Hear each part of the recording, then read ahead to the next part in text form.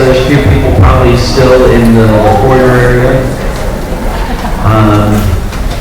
Just by a quick way of introduction, my name is Ben Horsley, Chief of Staff and Communications Director for Granite School District. I have with me Steve Hogan, our Director of Planning and Boundaries. These are numbers and I'm a pretty face. And that's not true. So, hey, thanks for laughing. A couple of other introductions. By the way, this meeting's being recorded and we'll upload the video in case there's other people who are unable to attend. If you do know other individuals who are not able to participate tonight, just remind them that they're at any given time can provide comment. We'll have the email address and QR code is posted around the room. Additionally, we have invited our principals to schedule Steve and I out after these meetings are done.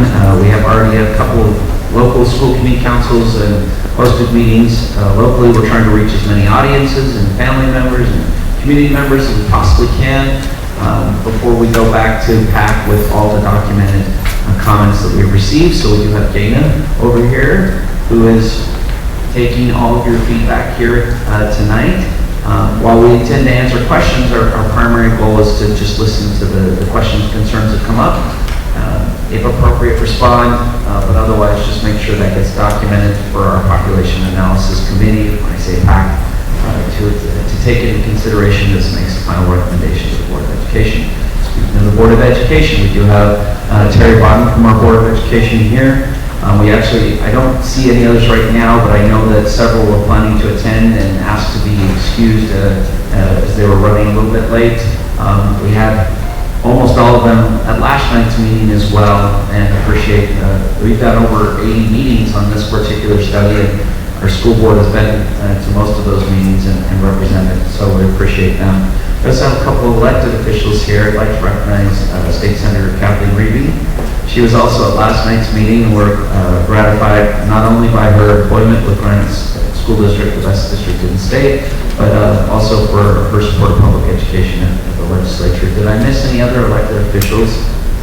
I know Mayor Rob Dolly from Holiday is planning on joining us as soon as he's able as well, and he asked me to excuse him. Our superintendent is participating with a cohort of principals up at the University of Utah this evening for a special program, pilot program funded by the legislature on some additional leadership opportunities. So a number of our principals are actually needed to be excused tonight, including I know Kip Carlson's up there and a few others as well. But we do have some other principals here. So if you're a principal, would you please stand? I want to make sure you get recognized and people know that you're here. And I know Jen Johnson's part of that cohort as well.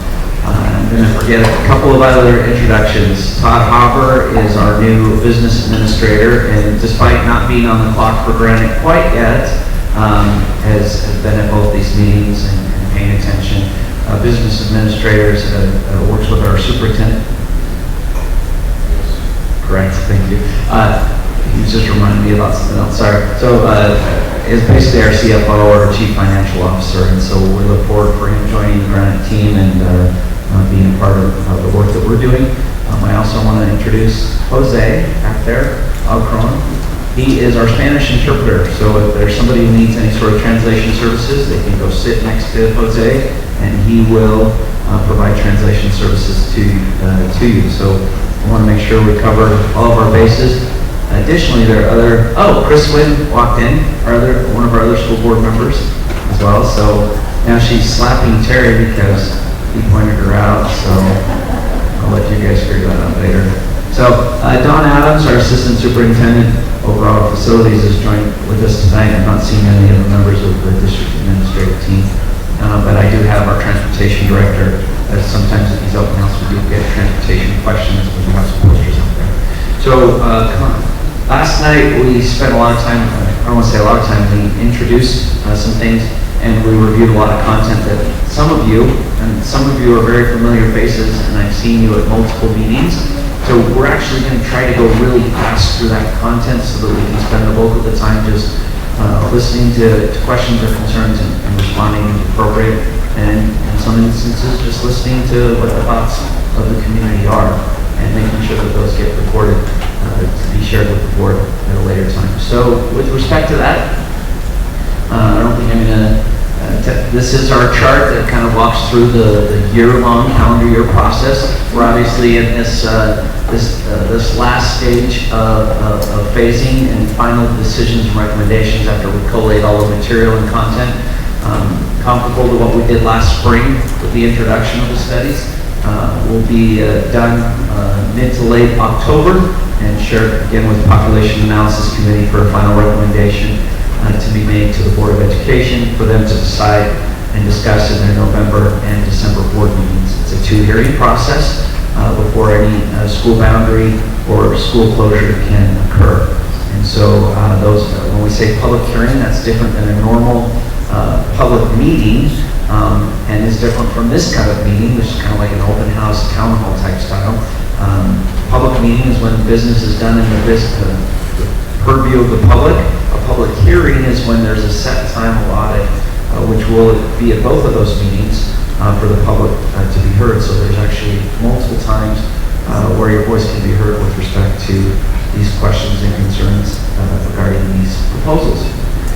That being said, we've discussed the area study.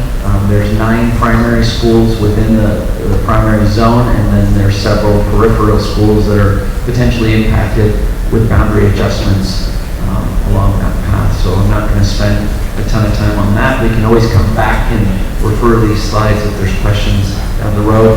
Obviously, the study, and not just this study, but previous studies that have been done. We've actually closed several schools already in some other areas of the district. We're studying this area now, and we will go back to our west side portion of our community next calendar year and study 2 other areas, and potentially look at 2 to 3 more closures in that area, then come back to the east side in 2024, the furthest eastern portion of the district. How do I do a little? Up here in 2024. And so then we actually anticipate 2025, we'll back out into the west side, the furthest western portion of the district. And the reason why we're looking at these closures is we have come down as a district. We're a mature district. We're very old. 1904 was our founding. We are not growing like places like Jordan and Davis and Alpine school districts with a ton of new growth. We're kind of in that aging, mature status. Several years ago, we had Davis Demographics and a consultant come and provide us with data that showed, and frankly, the birth rates and the population has followed the trends that they indicated. We anticipate that by 2024, 2025, we're going to probably be around 57,000 students. So we actually expect to lose a few more thousand students because within our area, the birth rates and families are not moving into our area and regurgitating those school populations like they did in previous years. So we topped out at about 78,000 students in the late 80s, early 90s, and have slowly trended down from there. But the interesting thing is we still have roughly the same amount of school facilities that we did in those peak years. And so a number of considerations that we've discussed at these meetings, and the rationale for the study is right-sizing our school populations, our elementary school populations, to make sure that we're providing the best opportunities for our students and families, and ultimately that's the goal of this study. So I'm going to turn the time over to Steve to talk about some of these other issues, and then we'll get to your questions.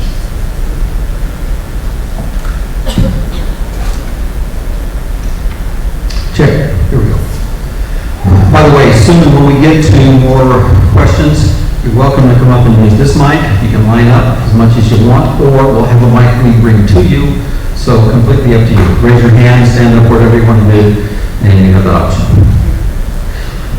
I'm going to try to, again, remind you what Ben said earlier. I'm going to go through this fairly quickly. If you want to, eventually we'll close the meeting. Not too long, we'll close the meeting, but we will stay as long as you want. We've stayed till after 11 before talking to folks, and we're glad to do that tonight. Custodians hate us, but we'll do what we have to do to answer your questions. So if we go past the slide and you really want to go back to something, let us know and we'll do that. Ben mentioned that we're a maturing district. I hesitate to use the word old, that sounds bad, but we're maturing, no doubt, and especially on the east side. Do we have areas of growth in our district? Certainly.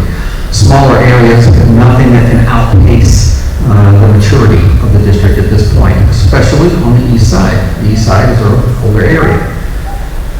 We know that schools can be, how many of you, just by raise of hands, you've heard those stories about schools being too large, right? You get schools that are too large, you get all kinds of problems. A lot of people aren't as familiar though with schools that are too small. Schools can be too small. There's a couple of things nice about a really small school. As a principal, by the way, a former teacher and principal for 17 years, and so I get that, and I worked in small schools. The one thing I can think of in a really small school, especially in elementary when you have 200 or 300 students, is you really do get to know the students. You can know most of their names, and that's nice. As possible, I've seen really good principals do that with 700 or 800 students or more, but it does feel a little more cozy. We have these visions in our head of little red schoolhouse and small classes and all that. But bottom line is, again, schools can be too large, but they can also be too small. That really is the focus of what we're talking about tonight. Schools that can be too small. You typically hear about enrollment, but what we like to focus on more than enrollment is, in the elementary, is the number of teachers per grade level. The number of teachers per grade level. As you see there, small school concerns, schools with less than 3 teachers per grade. I'll come back to these, but again, very, very quickly. Split grade level classrooms, lack of parental choice to match learning styles, PLC or collaboration issues, team teaching, reduced per pupil funding, create lack of funds for extra staffing and programs. Other ones are harder to maintain with fewer parents and fewer patrons.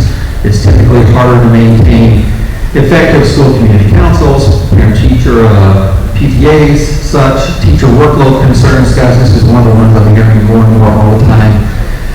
It's simply teacher burnout. We're seeing that and hearing that all the time. Smaller schools have the same number of things required they have to do, the same number of committees, whether you have 200 students or 800. There are a lot of the same things that have to be done with fewer people to do them. One ineffective classroom can in fact impact the grade. Every school gets a grade at the state level. A lot of people look at that and really use that oftentimes, especially if you're coming in from out of state. Where do you want to go? You want to go to a great school. You look up on the state website. It goes, all the schools are great. I'm not a big fan of that website or that grading system, but that's a reality. A lot of people use that to determine where they live and where they'll go to school. If you have 10 teachers in a school, one teacher that is struggling for many reasons, it could be, a dozen different reasons why a teacher, whether they're sick, poor performance, you name it, we've seen a lot of different things, greatly affects that grade. Okay? Simple math. Not an efficient use of funds or student-teacher ratios, fiscally responsible as a district and to our patrons and taxpayers, all of those things. Let me briefly run through this example. This is just an example or a comparison of what I was just talking about, of how small schools are impacted. School A. By the way, I took these numbers and these figures from 2 schools in the district. They are not 2 of the schools in the study. So again, you can try to guess all you want, but they're going to remain anonymous and they are not involved in this study by design. One school has 275 students, the other 575. Number of teachers, so 27.25. Where does that come from?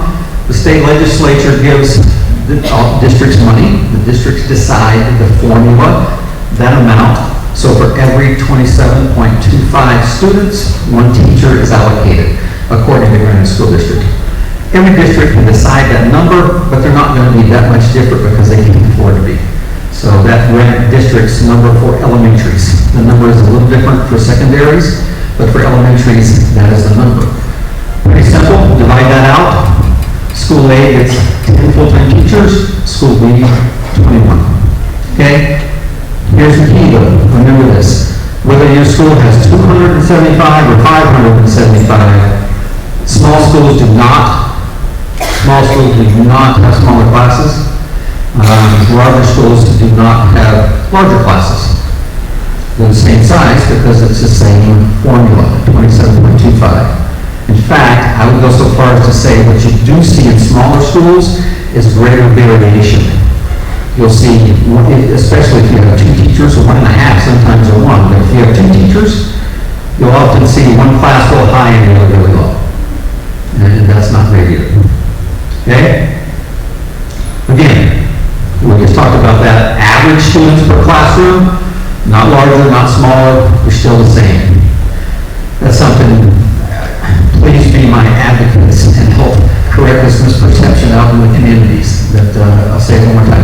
Smaller schools do not mean smaller class sizes. Larger schools do not, again, on average, mean larger class sizes. So what does that number mean? Again, if we're trying to get 3 teachers per grade level, an average, again, I always want to stress averages. Every school is slightly different. Sometimes grade levels are higher, sometimes they're lower, depending on the year. 1.5. And to be honest, when I looked at this school the other day, that means they'll have at least a couple of grades with 1, they'll have maybe a couple of grades with 2, several split level, so in other words, 2nd and 3rd grade, 3rd and 4th, 4th and 5th, whatever the need is for that school. By the way, we do not, as a district, determine that. When the formula, if we go back, see the 10, I give the numbers to HR. HR brings the principals together and say, this is how many teachers you get.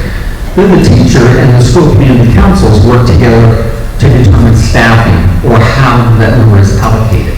So they're the ones that determine that at the school level, not the district. How many of you serve on the school community council currently? Have you ever reviewed a staffing plan in the springtime? And we value your feedback on that as we prepare for the next fall. You're providing that service to help us know and understand the best way to serve our schools. Sometimes our elementary school community councils will tell their principal, hey, we want smaller class sizes for our younger grades and larger class sizes for our older grades.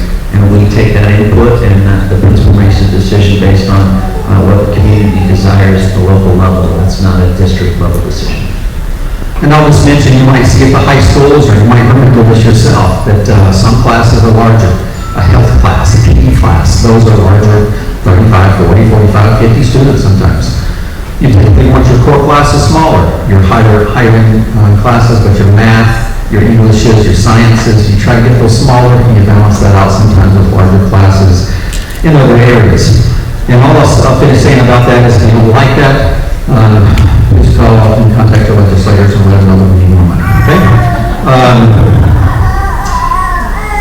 So school B though, 3.5, and quite honestly, I think I was pretty conservative with that, because the school, that same school I looked at the other day, I think 4 of their 6, or 4 of the 5. So remember, kindergarten is still mostly a half day, so there'd be 1 teacher typically for 2 half days, so it's 1 teacher.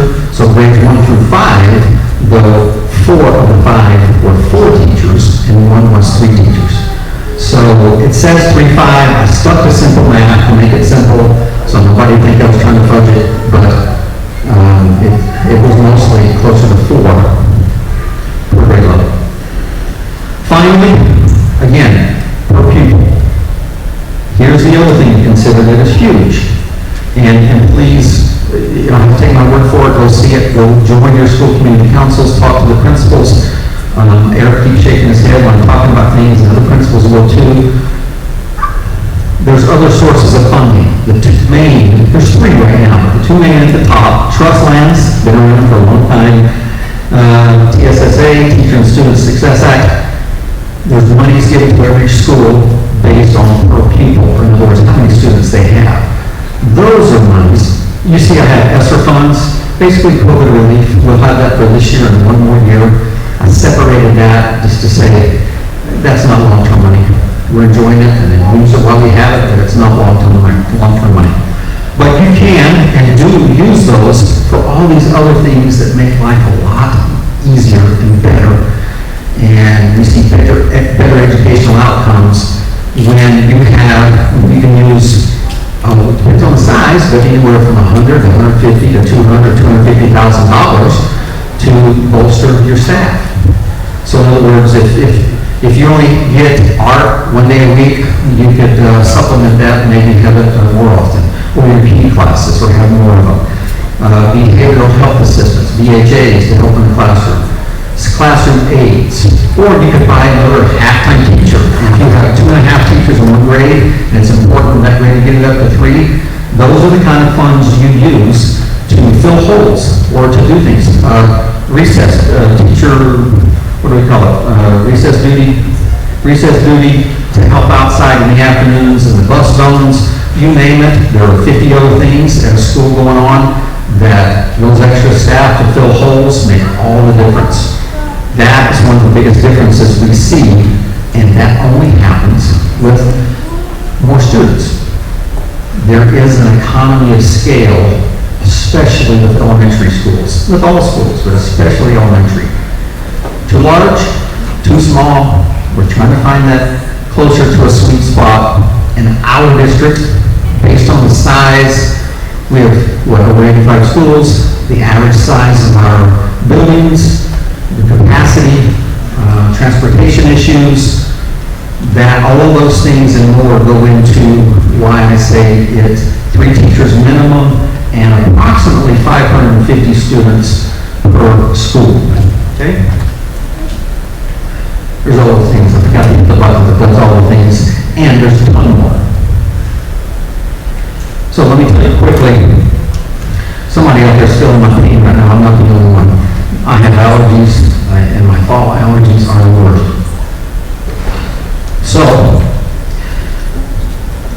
the medication makes my mouth dry, I'll drink a lot, but if I start sneezing, I might go 10 or 12. Be patient, I'll get it out, and I'll resume, but the sneezing will happen. My head will start to itch, so I'm not having a seizure or anything else, it is just allergies.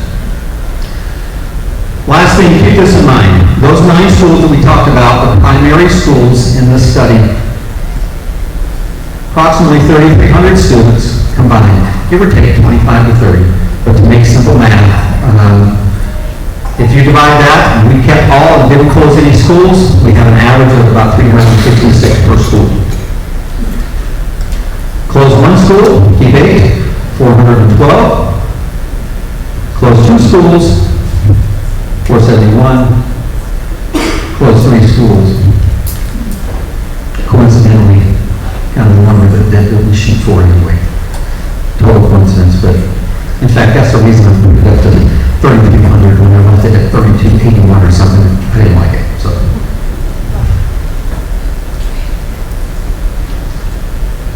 Ben, you want to take the table, or you want me to?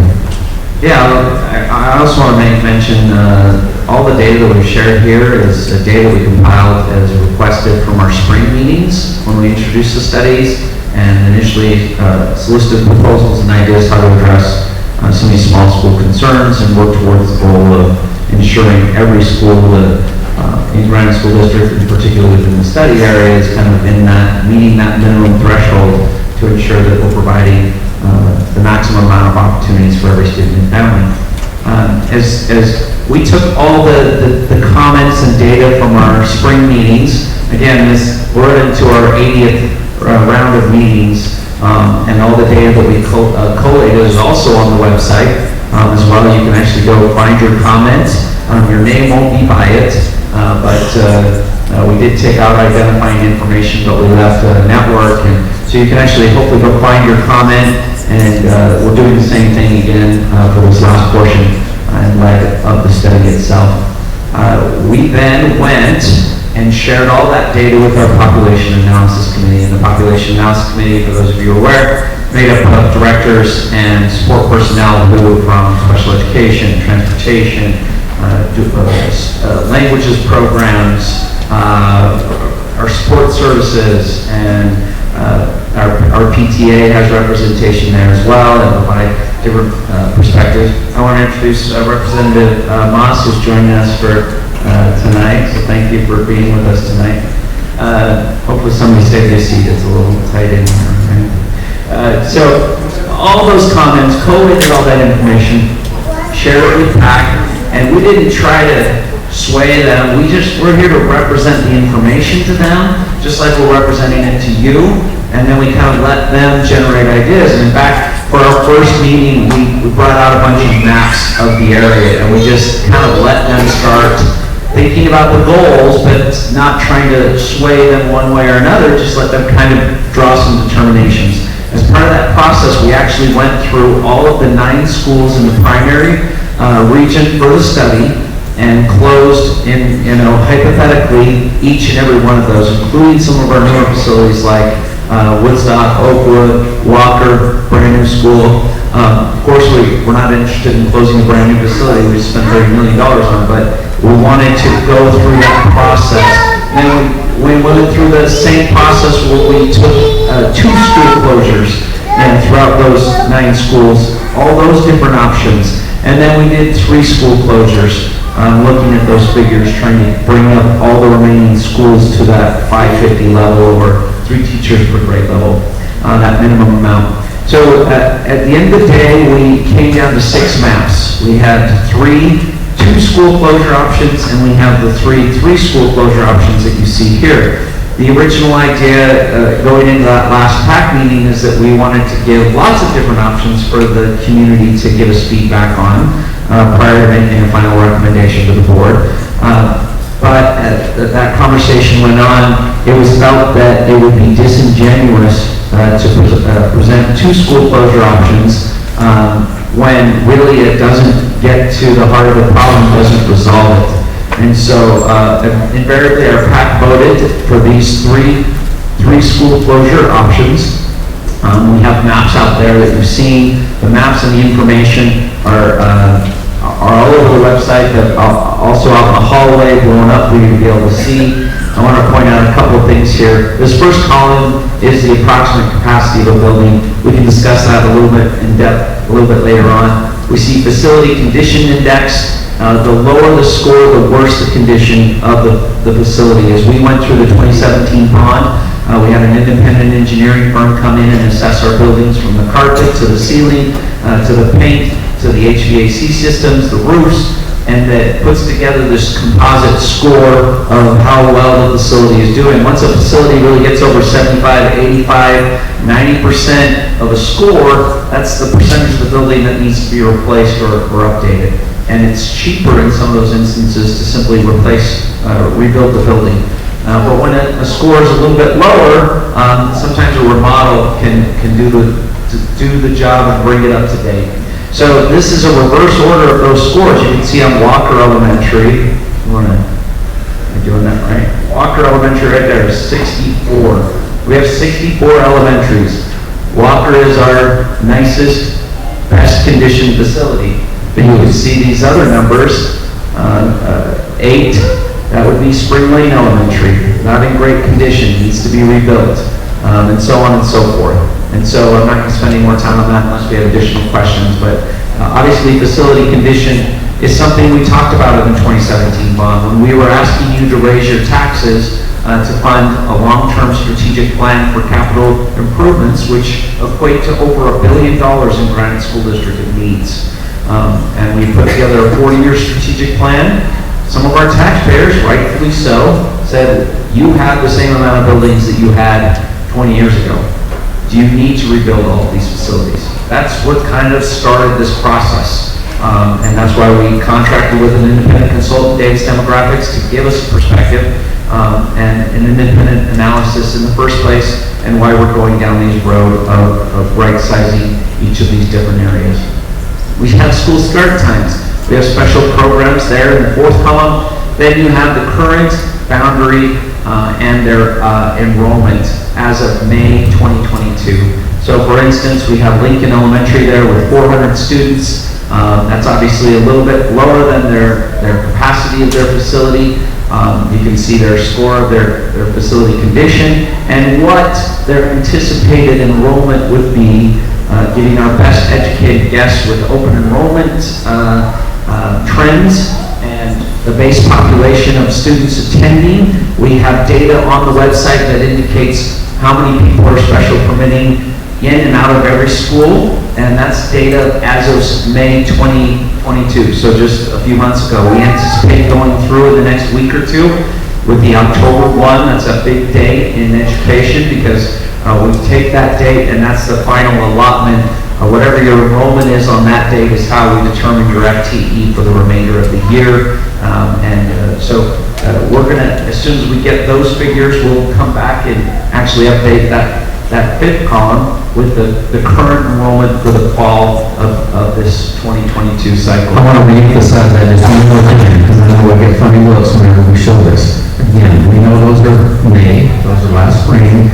I'm aware that several of these schools are different than this now. And these do include your other programs, okay? So again, just like Ben said, we'll update these, but big picture, we're aware of all those numbers.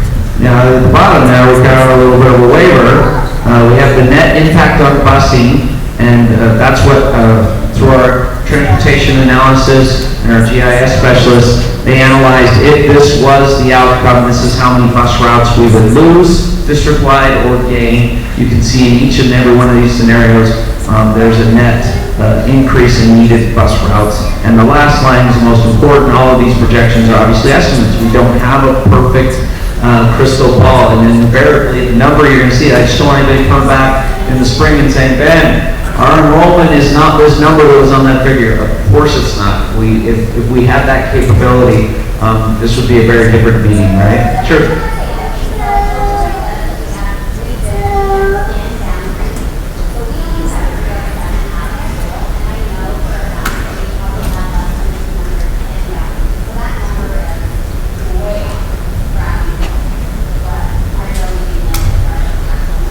So that was your number in May. Yeah, that was your number in May, right?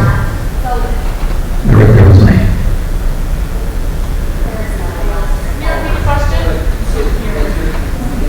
You're talking about inbounders?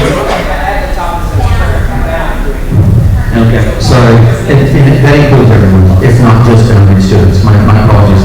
It is everyone, open enrollment, everyone attending. And it will be updated to reflect the current enrollment, including open enrollment special permits. And again, that other data set that we have on the website that shows how many each school within the study area is how many permitting out, how many permitting in, where they're coming from, other schools. We track all of that. We like to know where kids are going within our district, or if they're coming from out of district programs. So we do try to stay true to that data, and I'm glad we were able to clarify that for you. With respect to that, we're going to come back to this chart in a second, because I'm sure there'll be more questions. The last two charts just go through the respective proposals that PAC has provided. I'm not going to go through these in detail unless there's a specific question, but if you go outside and look at the chart, the left side shows what that the outcome of that would be. Takes the summary data from that closure and brings it tied to a map. And then we also have transportation maps out there that indicate where anticipated transportation would be provided with each respective proposal. So with that, we don't have any more formal presentation. The rest of the night, we just want to provide some base information. There's lots of different ways that you will be providing opportunity to provide comment. If you're not comfortable speaking in this meeting, you can provide physical, handwritten comments. Those are outside in the box. You can email us. You can use the QR code, take you to the website where all these data sets are. If there's other data that you think the Population Analysis Committee should be considering as part of this, all the data sets that we have there now, the overwhelming majority of those are simply recommendations of what people were seeking from us, and we wanted to be as transparent as possible. So with that, we have a microphone here. We have Julianne with a microphone, wireless microphone back there. Just a reminder again, sorry, Ben, on this map, if you haven't looked at it that closely or seen it, the lines or the hatched, what we call the hatched areas, represent areas with boundary changes. You'll notice as you look on those maps online on our website or here, there are arrows indicating where they go. But remember, again, these are proposals. There's nothing definitive about this yet. So there are three different options. And so I think it's really important to understand as well. At the end of the day, the board, under our policy and under state law, has the ultimate authority to make decisions, and they get to tweak the maps based on what they can take our recommendation, they can take part of our recommendation, they can change that up to the way that they desire. They're the ones who ultimately have that authority, and that's why it's appropriate for them to come and hear what you have to say, and that's why we collate all this material for them So we're going to start right here. Young lady, are you first? I like doing music since I'm learning teacher Mrs. Rivas, and I still love learning Spanish. That's great, thank you. Mill Creek Elementary. Elementary. Very good.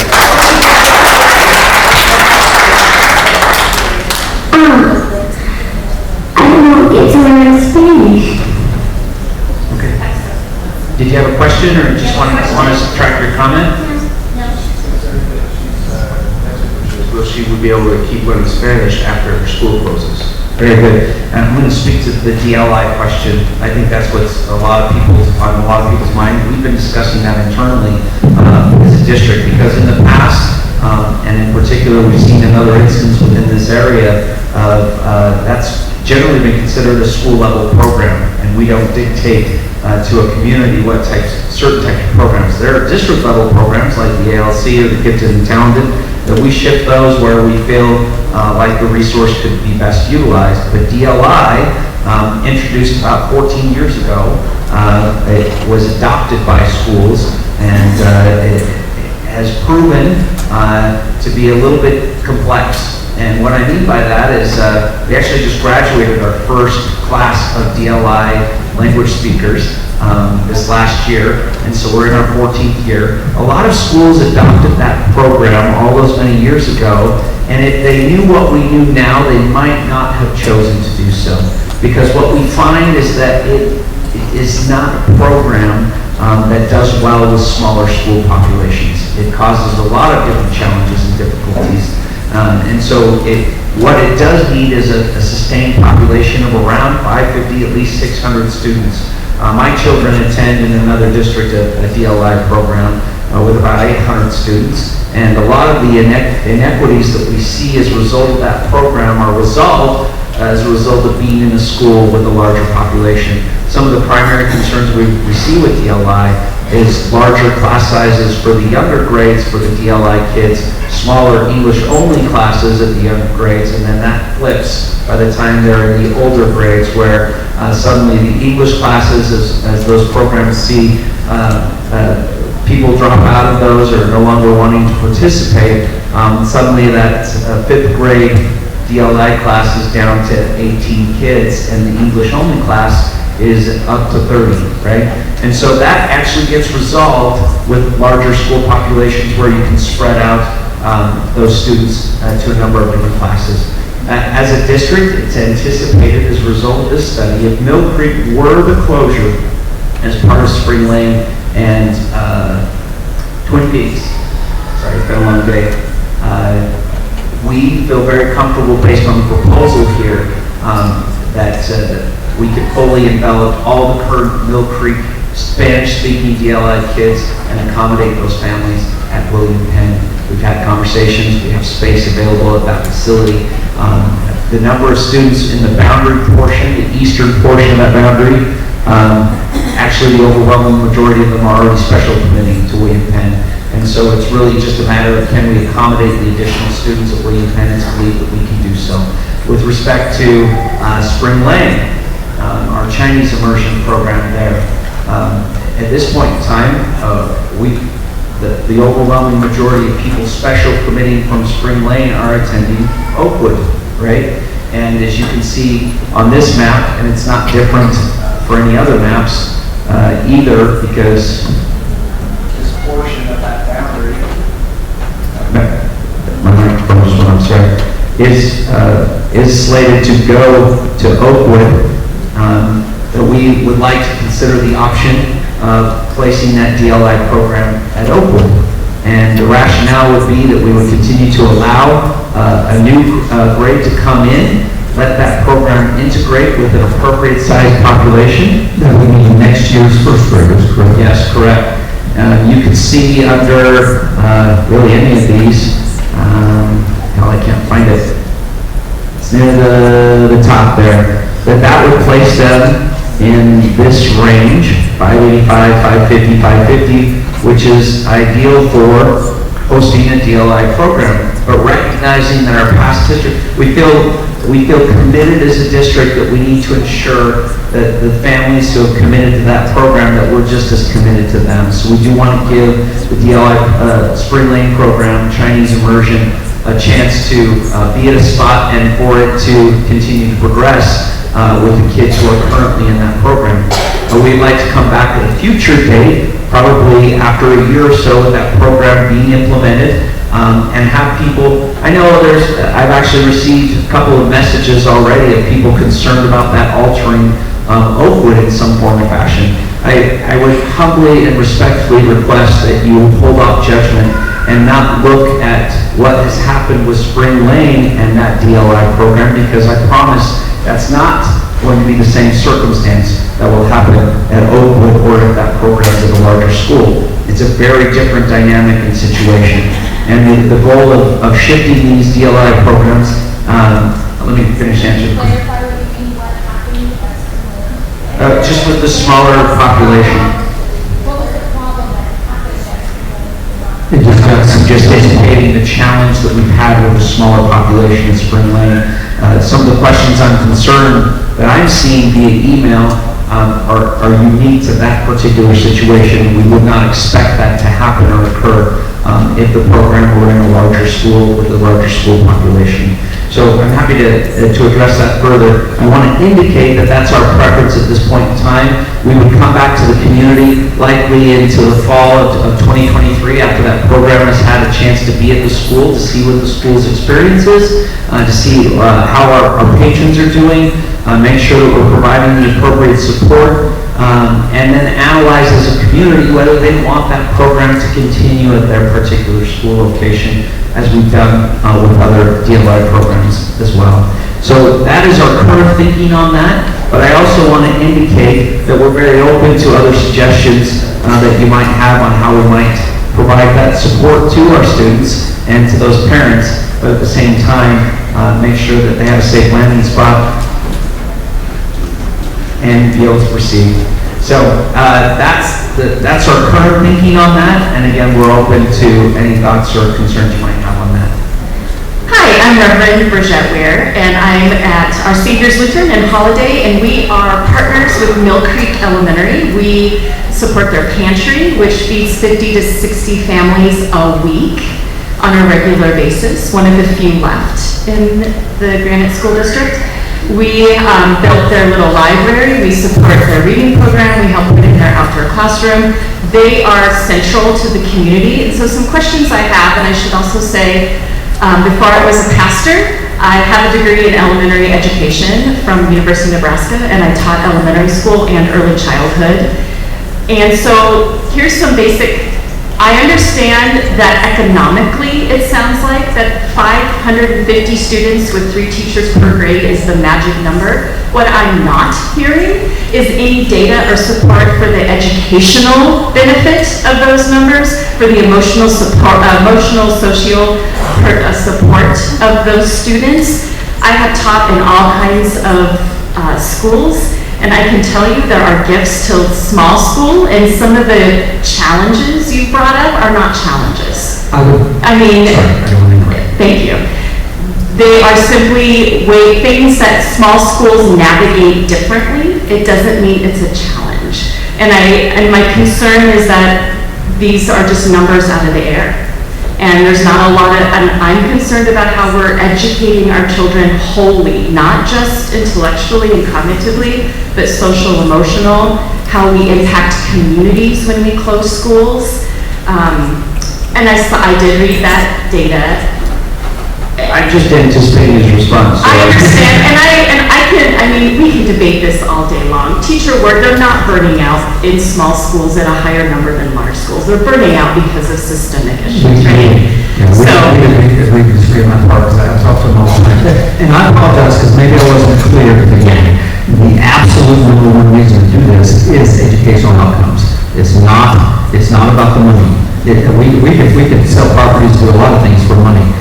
But those resources, if you want to look at the money that way, the resources, if you go back to all those other things, those are the emotional supports, those are the academic supports, those are the things that keep our students performing academically and socially and emotionally.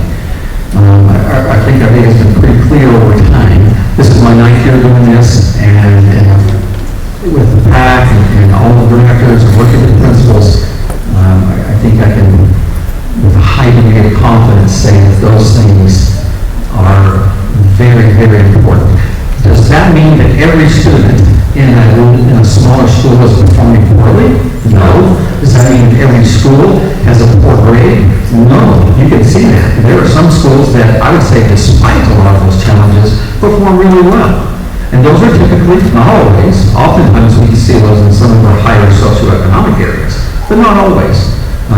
But we're talking on average, and we've seen this again for many years, that those supports matter. Absolutely.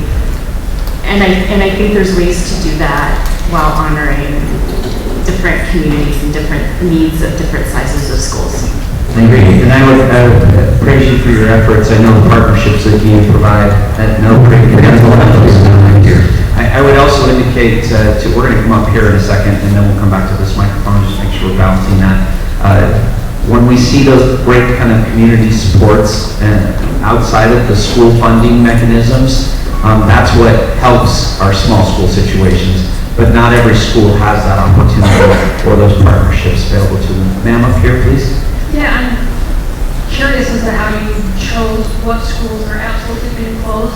Because looking at your form there, it looks like Twin Peaks should be like 4th on the list to close because its building is in better shape and it holds about the same amount of kids. So I'm wondering why it's absolutely closing since the school's in better shape than 4 other schools on that list. Great question. I'll say about the variables on here. The FCI, or the Facility Condition Index, or that ranking, isn't the only thing. In fact, we put, 4 things on here, but there are a lot of variables. That FCI being one of them. Sorry. What variables are making you close that? Are making you close Twin Peaks? Because looking at that, it looks like it's in a lot better shape than the other schools. Right. Combination of all those things, walking routes, capacity, we're getting to a map. Some of it in this case is geography, where we can balance school sizes, other schools. One of the challenges, quite frankly, this one is geography. Monterey School District over here, Canyons District on the bottom,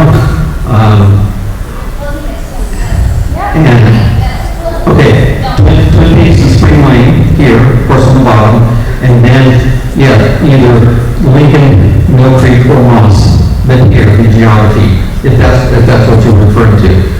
It's a challenge. Now, we looked at scenarios where we would just close one, perhaps, and what it did was leave still one of these schools down here too small and left us without good balance in enrollment. How did we choose, though, all of these schools to study? And why didn't we didn't go into that, although Ben mentioned earlier Data's Demographics, the consulting firm we hired a few years ago to check our data, confirm our data, or even challenge our data, was they basically broke out our district into 5 areas.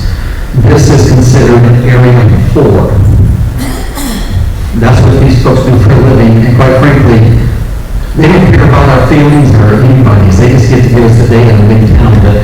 But this is Area 4. Like Ben mentioned, next year we'll be studying another area over here, year after that, coming back here, year after that, going over there. So, Can I speak to the reason you see Twin Peaks? I would say, I'm just trying to share what the sentiments were in the population analysis committee, because I think it might go to there's 20 some odd components in our policy that we take into consideration. Walkable communities, transportation, safe walking routes, a number of those types of factors. Some of the things you see on the chart that we did choose to put on there, including facility condition. There's not certain studies, we do this every year in different areas, right? Certain studies take on different components of that. I would say one of the preeminent things that consistently came up in our discussions was the fact that our open enrollment data consistently showed that a significant number of students were already leaving and going where? To these neighboring schools that do have capacity in your facilities. That's why Twin Peaks is under 200 students, and Spring Lane is just over 200 students. Again, those are the two highest schools in the entire district for special permitting out of their location. And so, frankly, some of the committee's response was, it's clear that people have already voted with their feet, as it were, and why would we try to force behaviors or coerce people to come back to a location that they have now chosen to go elsewhere? And so is that the only consideration? No, but it was something that did come up, and I wanted to make mention of. Right here. What happens to the schools after they close? Because like, does someone get to rezone and sell to a developer for a big chunk of change? Like, what's... Yeah, Steve takes care of all that, and Pat's his retirement. So I'm so kidding. I'm sorry. And I don't mean to be flippant, but literally when we went to Twin Peaks at our school community council meeting, this was an overarching concern, and legitimately so.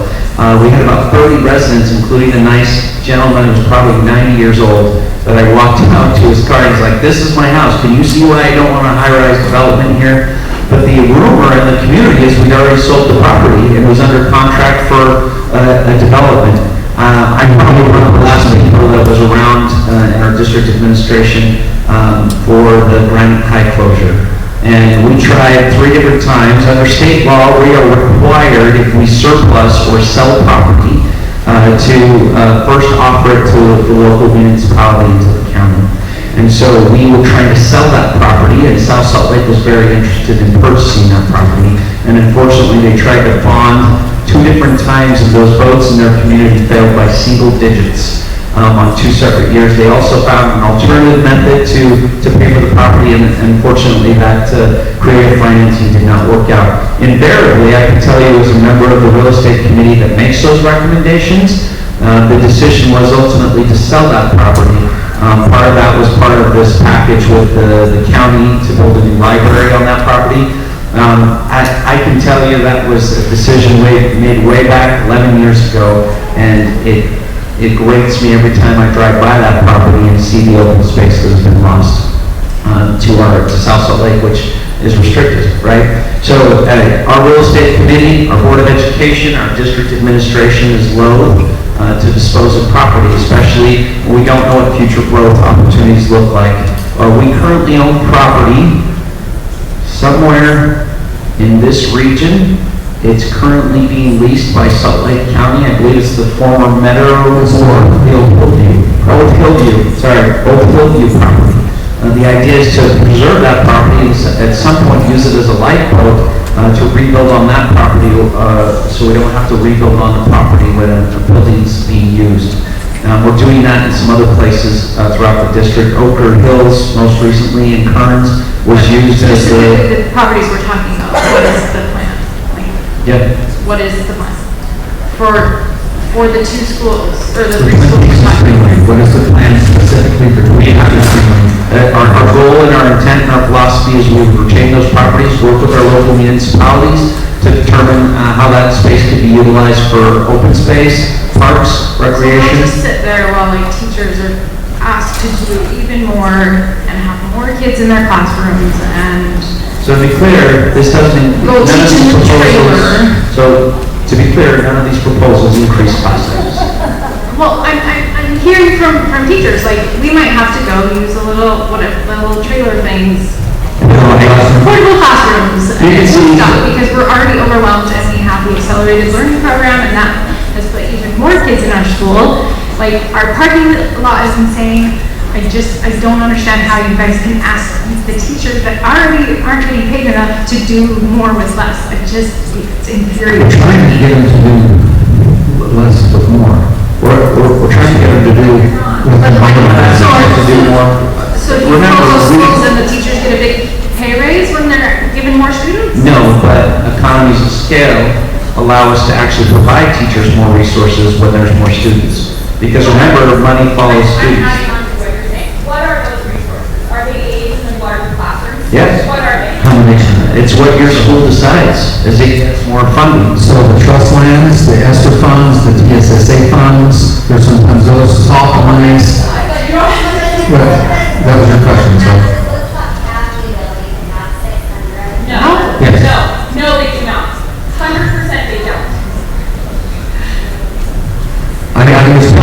I've done a walkthrough called a building audit and assessment with the principal, and I know Mr. Adams, assistant superintendent, joined me in that, and I have we go classroom to classroom and look at classroom use.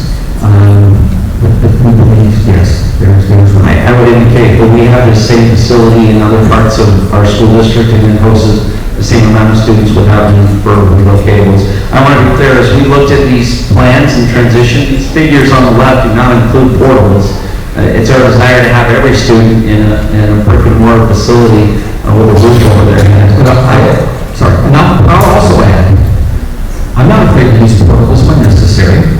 We try not to, when possible, with the students located out on portables, but do we use them for family sitters? Do we use them for your occupational therapy, physical therapy, for PTAs, for 18 other things, and yes, sometimes for students. But they're there for a reason. The reason for portables is allow that flexibility for larger classes, to allow ebbs and flows of enrollment. So yes. So for larger classes. But to be clear, these classes are approximate capacity do not include supportables. And you can see by these numbers, none of our anticipated capacity even approach the full capacity with the exception of one, and that is right there. And that's for Lincoln Elementary, which is a former junior high, large school, and actually has a lot more room. There's a bunch of special programs being utilized for that facility. So it's a former junior high, and it's a larger school, but its capacity is the same as Woodstock, which is not a big. Yeah, if we wanted to move those programs, we would have even more capacity, is what I'm trying to say. We're currently using a large portion of Lincoln for other programs, so that capacity, 650 to 700, is as it's currently constituted. If we opened up all of the former school, it would be 900 to 1,000. I think we have a comment up here. Yeah, actually, it's sort of related in a couple of options. So, like we were just saying about Lincoln, but then there's Walker and Penn that each kind of go above that 550 that you were saying in the various options. So what is that, and I get that there's space, and I'm a William Penn parent, and I think that we have rich resources. But I'm just wondering sort of what are is it just the funding and the trade-offs then of the extra aids and that type of thing? In each of these, one of those schools will inevitably end up above that sort of 550 threshold. So I guess I'm wondering what are the ways the schools then will adjust to those? Like, you guys have been saying that 550 number. So when you get above that, is this still the number? Okay, so these will still be. Like, this is kind of the minimum we really want our schools to be at. That is. Assuming there's reasonable capacity. Yeah. We don't want schools to get too large either, right? So what I guess is the large end then? What do you get? 800, 900. Oh, it's that many. But it also depends on the size of the building. We have elementary schools in other districts that build their elementaries to house 1,000, 1,100, 1,200. Blackbridge Elementary and Jordan School District. Now, we really don't have to worry about that, and yes, there are concerns and issues that come with that, I'm very aware, but it really depends on the capacity. Well, and you're just saying we're within this range. Yes, we want to get to that minimum level, but to be clear, and to the last patron's question, which I think was excellent, we're not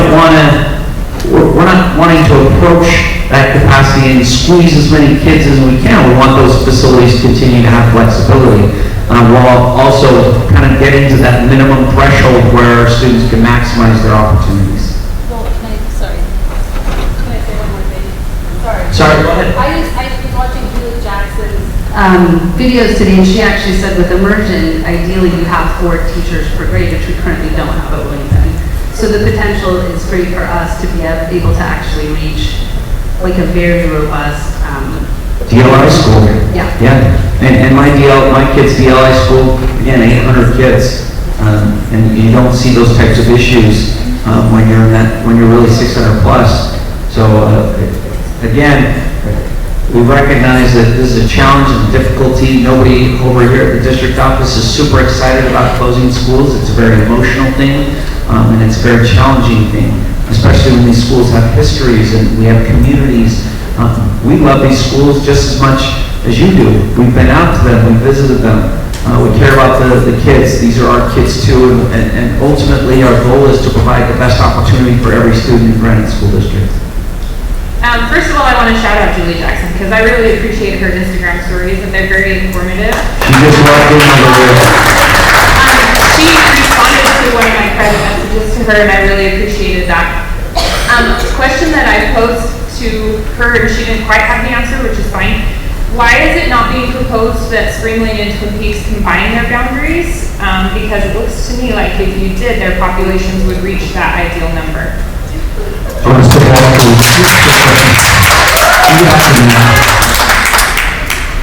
Remember when Ben said earlier that in the population analysis committee, and I'm getting to answer your question.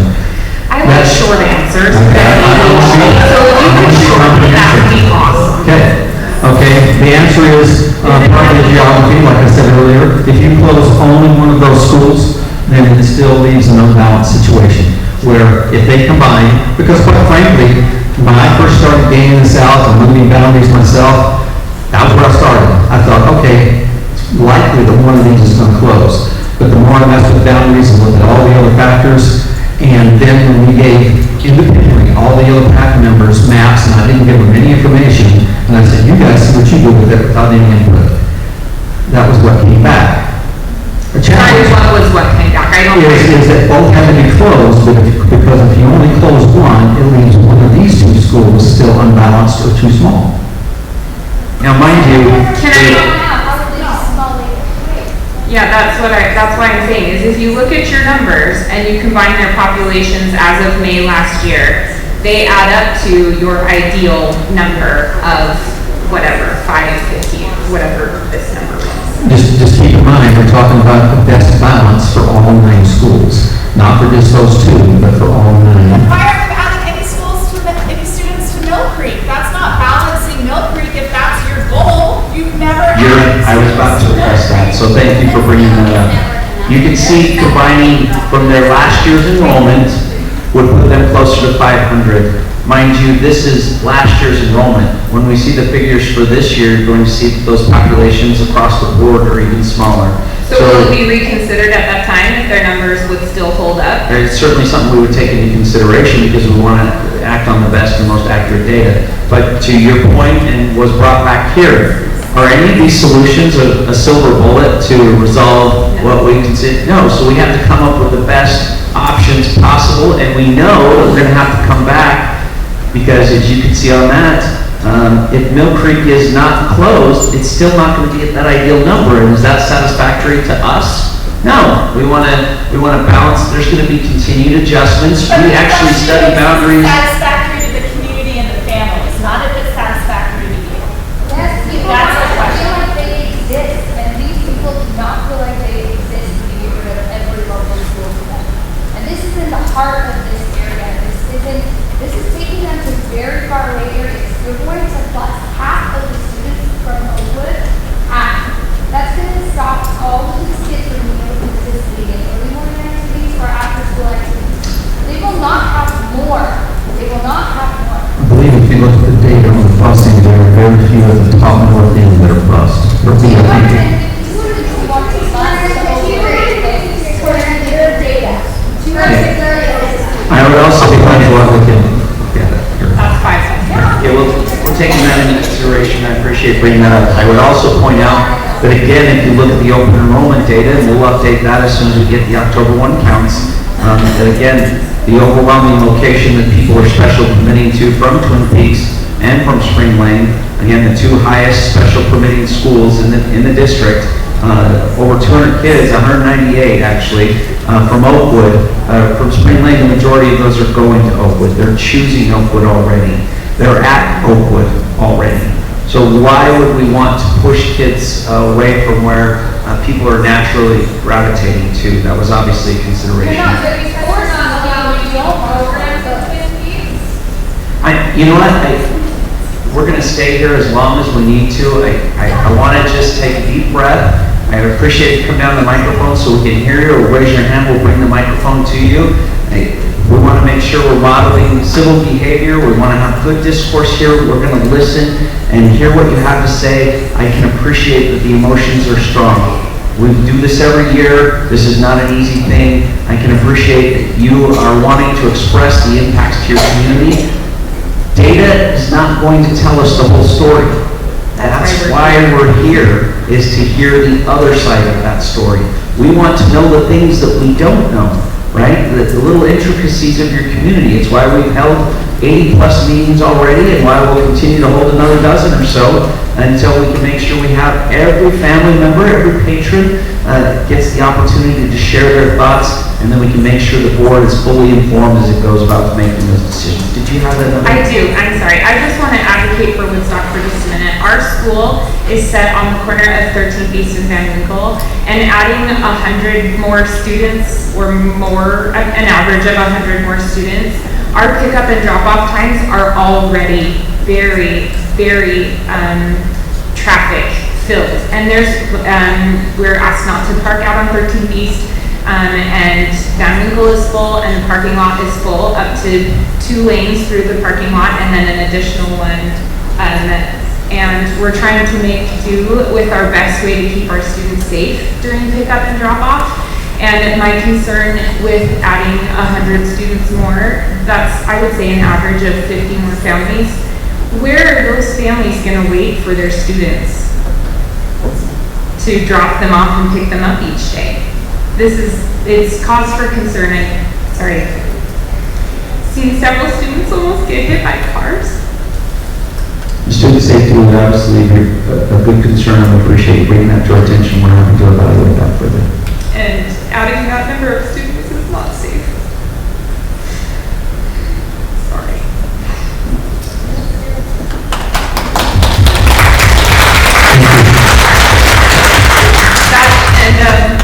In addition to that, I have students at Woodstock in 3 grades, or 2 grades currently. I had 3 grades last year, and they just added an all-day kindergarten class, so that number is not correct, as you said.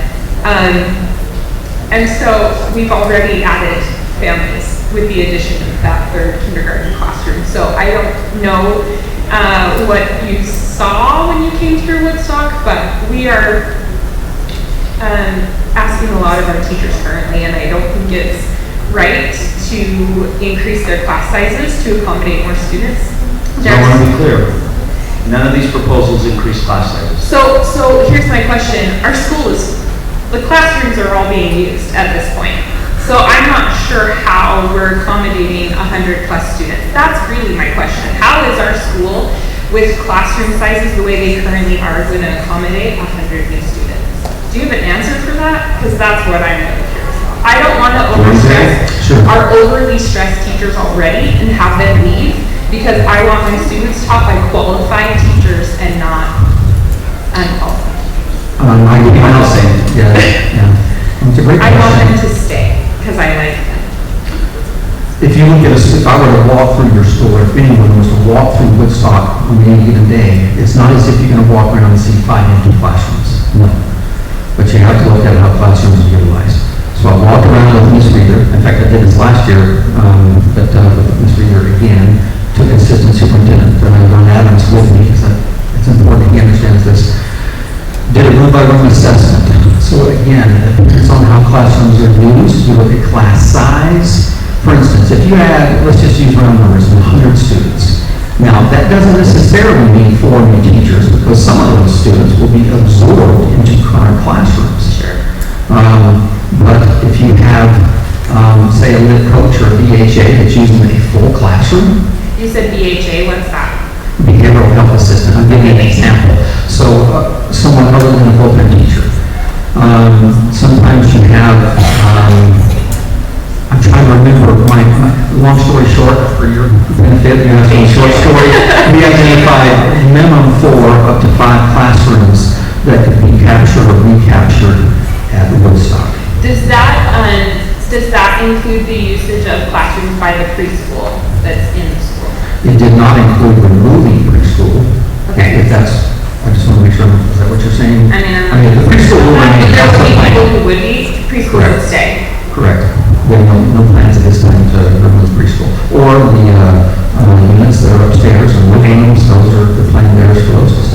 that number include the preschool students? Yeah. The population. We really don't include preschool in numbers, and we're aware of that, you know, but we understand that when I look at the map, they take up space, they share the use space at the school, but the preschool students aren't included in school numbers. So they are not included in that number. How do they factor in the approximate capacity of the school size, or do they not? They're on the chart, so when I go through and do that walkthrough, I mean, it's marked as preschool. So it's not, when you look at capacity, remember, it's not a simple math problem of taking the number of classrooms in the building and dividing that by, or dividing by students. Again, the programs, preschool, or there are units, AOC in this case, myriad of other things, depends on the age of the building, ADA access. So that's why when people ask me always, what's the capacity of that school? I get a little nervous because it depends on a lot of things, a lot of factors. So that's why we even listed them in ranges of at least 50. Because every school, there are other schools with the same footprint perhaps as Woodstock, and their capacity might be listed differently for those reasons, because of the programs they have. Okay, we're going to one more question. Why is one of the schools being considered to be close to Title I school? I feel like that's a population of students that really need to be not in this place.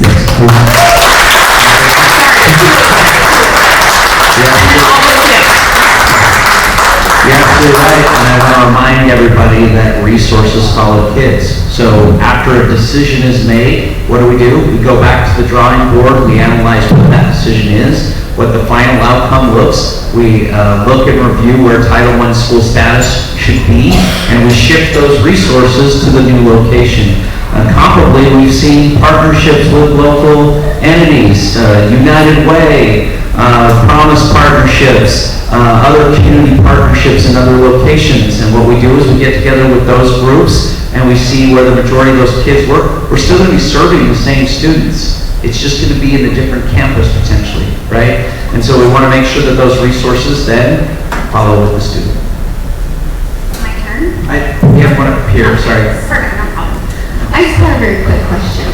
So you say your goal is to get to that average of 550 students and to let you look at walkability and community access to the school.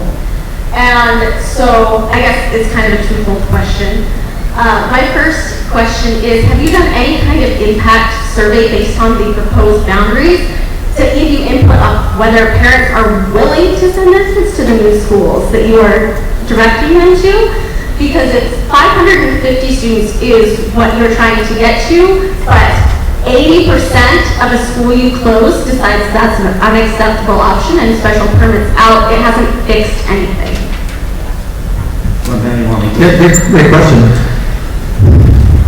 We're an open enrollment state. We're very, very aware of that. Yes, as long as there's capacity at a school, you get to choose where your child goes to school. We do take that into consideration. Just like it was mentioned earlier, a lot of people kind of made the decision at some schools already.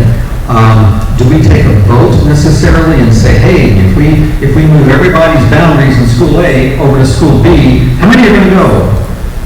No, not necessarily, other than these are the meetings. This is why we're here, to hear, okay, maybe you would or wouldn't go, and if you say no, okay, why?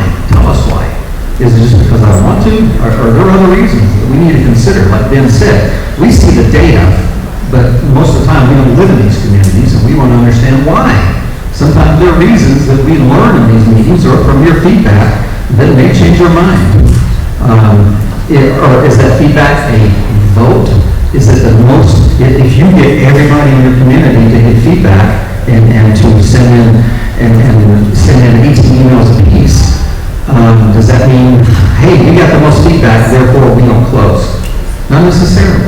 It's great feedback, but am I answering your question? Let me take a stab real quick. So, say you close the school. I'm laughing. Say you do close one of the schools that you're proposing, you have a massive percentage that opts to special permit out, and it still leaves you with one unbalanced school. What do you do then? So what you're seeing here is none of these three proposals perfectly balance the entire area. We already know we're going to have to come back and analyze and make adjustments and tweaks. We already know that east bench, when we come back in 2025, will impact some of these schools, and the goal is at that time to analyze what the outcome is. We have what we feel are excellent projections. What's the biggest indicator of future performance? Past performance. So we look at the open enrollment data. We do look at how many people are leaving the school. We know where you're going, where you're coming from, and we look at that information to create these projections to the best of our ability. Go ahead.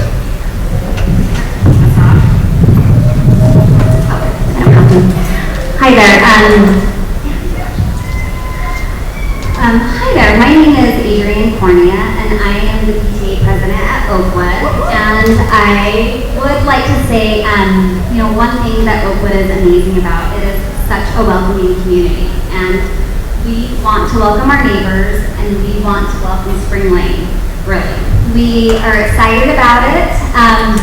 That's not to say that there aren't some concerns with the DLI program coming to Oakwood.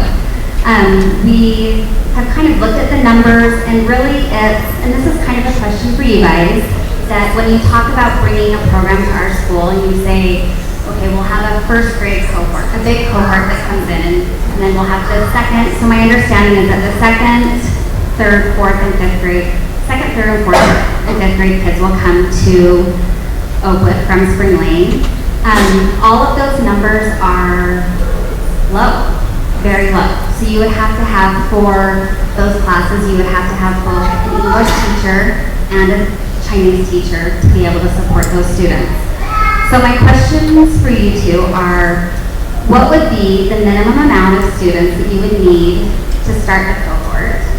Like, what should Oakwood aim for? Like, what is a number that seems reasonable that we can accept a program that may be having a really challenging time?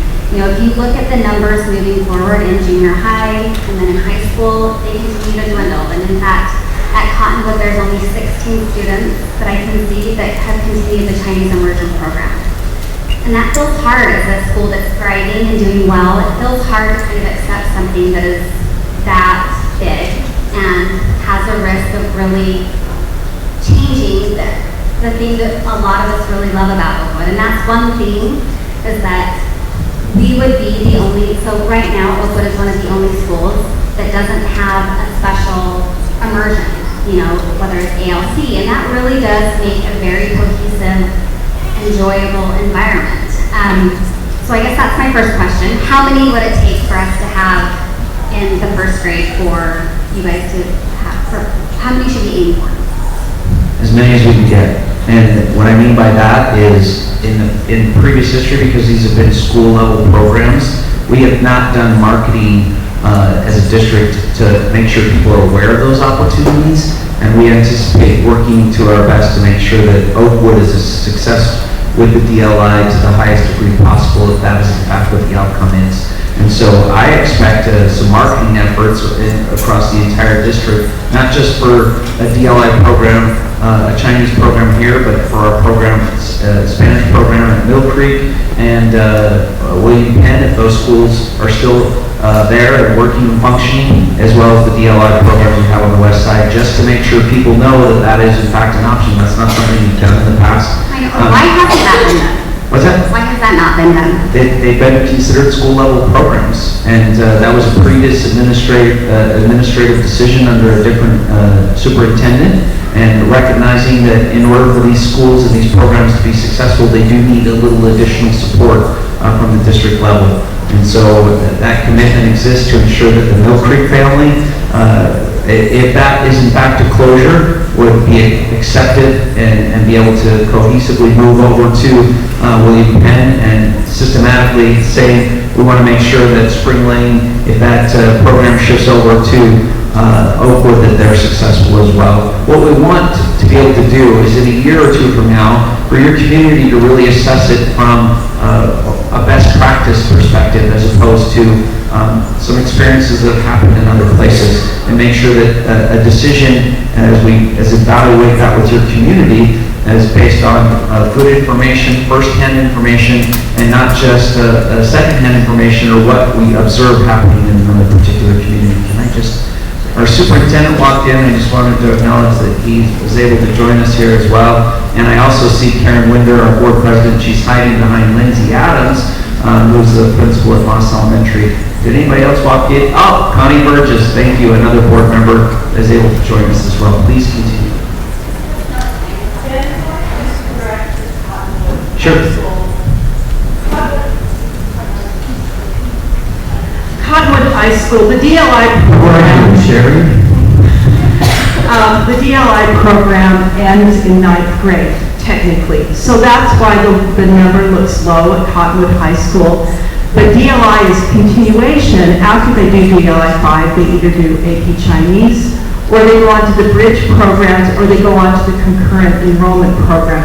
So the reality is, I sent Steve the numbers last week, so I'm not going to say them off the top of my head, but that's a misconception that there are only, what did you say, 16, 19? That's DLI 5 only, 9th You took the grade. AC exam in your 9th grade year. And if you don't pass, well, but beyond that is where DLI kids go.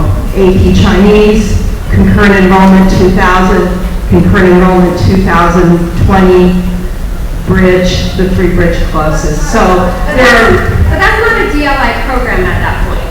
That's. no, but those are where the Chinese Right. But that study doesn't change, students are going. that doesn't change the 16% number at freshman level. So going from 112 or whatever Spring Lane is now to 16. No, 30. Well, you go from, so you have one class of 16. So they have about 30 per grade level at Spring Lane, right? And Right. so it's gone Right. from 30 to 19. Right, but that doesn't change the issue. And I think you're right. And so our goal would be that there's a waiting list to get into the DLI program because there's that much interest in participating in that program. I would say Spring Lane, based on the data that we received this last spring through those meetings and the comments that you gave us, a lot of the rationale why people were leaving Spring Lane and even the open enrollment survey work that we do that's separate from this process. We actually ask parents every year, after every semester, why did you special permit away from your school location? We do that district-wide and to kind of understand what issues might be happening in a particular school location. I can tell you that at Spring Lane, there were a variety of reasons that people were choosing to leave that school related to this particular DLI program. So one other thing is, I listened to the meeting last night, and you did specifically say that in order for a DLI to be successful, it needed to have greater than 600 in the school, or it would be the most beneficial. That's where we'd like to see those numbers. But Oakwood, in any of those 3 options, isn't greater than 600. Absolutely, so we would obviously want to attract more students to come to your school location. This is an estimate of what that would be without With any the other DLI. additional. This is with the DLI. Do we have You that? said that last night. that We have this not was- actually taken that on. You told, and last night you did Yeah. specified and said, this includes all of the Yes. programs that'll be at the school. So For this is- instance, just give you one more piece of data. We know we have quite a few students that live in the Oakwood, Woodstock, Spring Lane, and Meeks area that choose currently to, for whatever reason, to go to the Chinese to learn for Raymond Canyons. Not too far, okay? Okay. And we're hearing from those folks, just like her, that say, I want to come back, I want to come back. And so it's those kinds of factors that it would be all night to go through all of that, but yes, those are taken into consideration. We say, yes, those are the numbers now. What could they be? We'll see. And I want to indicate too, as part of that, we actually plan to open up enrollment at the 2nd grade as well because it's still feasible for a student to join in that program. So we're hoping to boost both of those lower level classrooms. Again, though, as we come back to in a year or 2 from now and have a community conversation. Before that wasn't best practice, that it started in 2nd grade. That isn't technically best practice. Have I indicated that? Yeah, that is community council meeting. All right.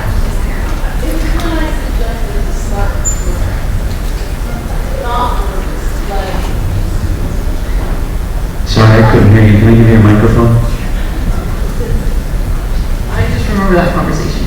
So I had earlier said, what if we started it at second grade? And you said, it's better to start it at first grade. But I think it's always been allowed to let the random 1 or 2 kids come in second grade if they want.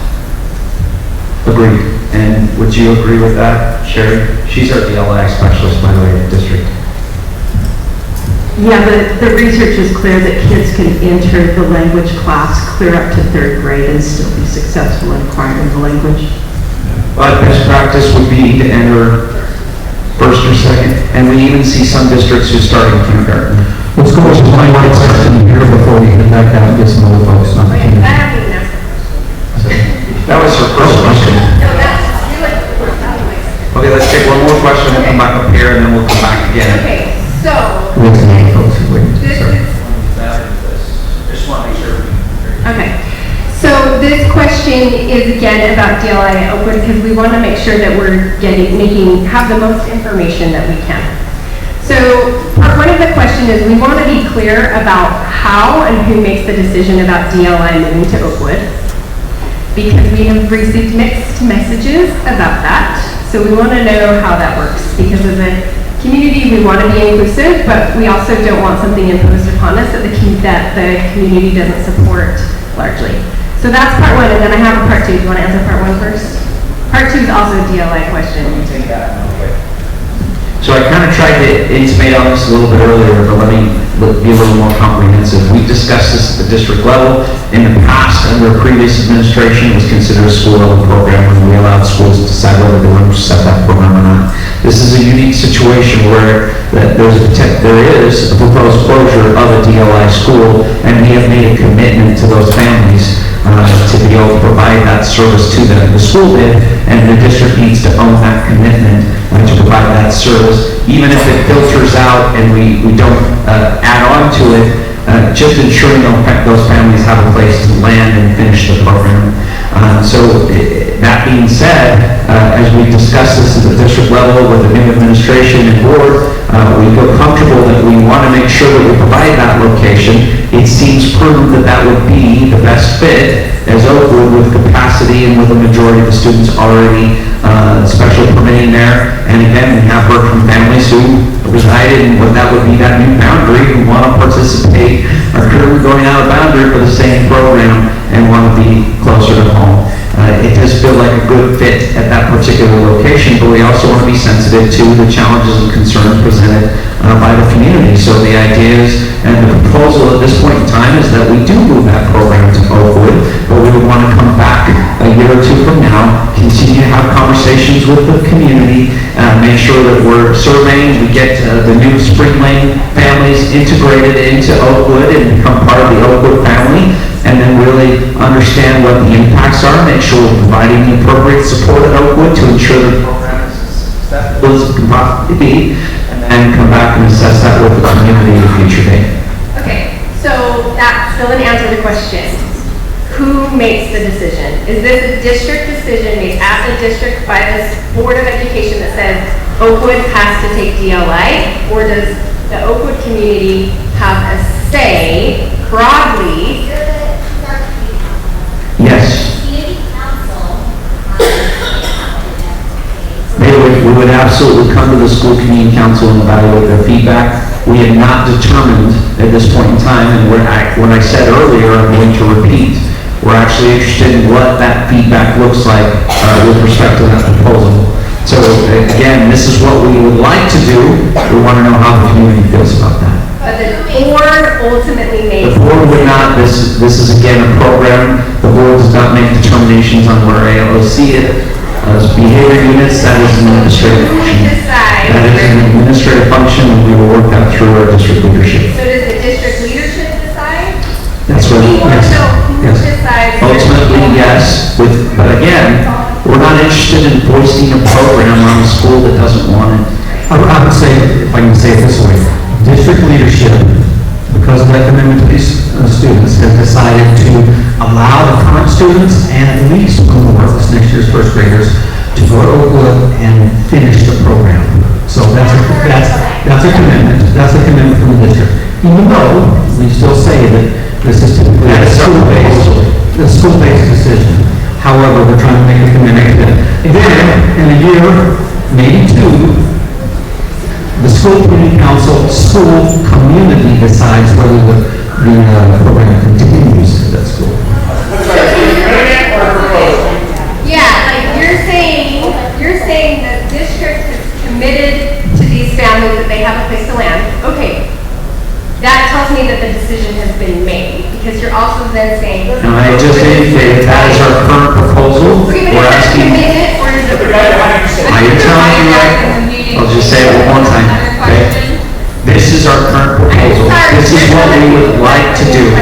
They said they'll stay as long as we want. This is something that impacts two of these schools and the resources at their schools as well. It's like, I've been waiting here for an hour for my turn, okay? My follow-up question is, I want you to tell us about the grandfathering option, of phasing it out, rather bringing it in and phasing it out, rather than only starting new cohorts. Sure. I want to be clear that, again, our current proposal is that we would move that program over to Oakwood. Is that the best option for it? That's what we want to hear, right? That's what we want to understand. If there's another school that has that base of students under a new boundary that's really interested in that program, we'd like to hear from them as well, right? But it seems like the appropriate landing spot for that particular location, and then we would, if that is in fact the proposal, we would come back and evaluate that with the community in future day. Please go ahead. And I'll answer your Are there question. things that you have done to attract people to these schools that have low enrollment? For example, you thought of maybe doing a DLI program there that would get people who want to come to Twin Peaks rather than people who want to leave. So what we found is over the last 12, 14 years that these DLI programs, they're really kind of young overall.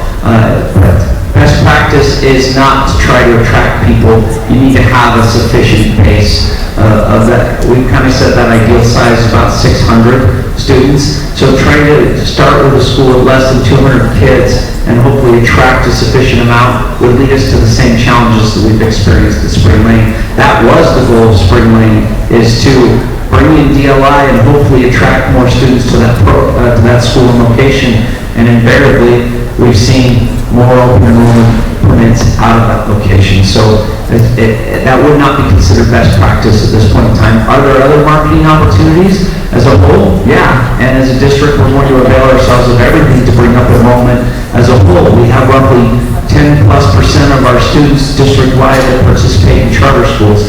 It's not as significant up here in this area. There's not as many options as there are along the 201 corridor on the West Bench. But we're doing everything we can to bring those students back home to Granite as well.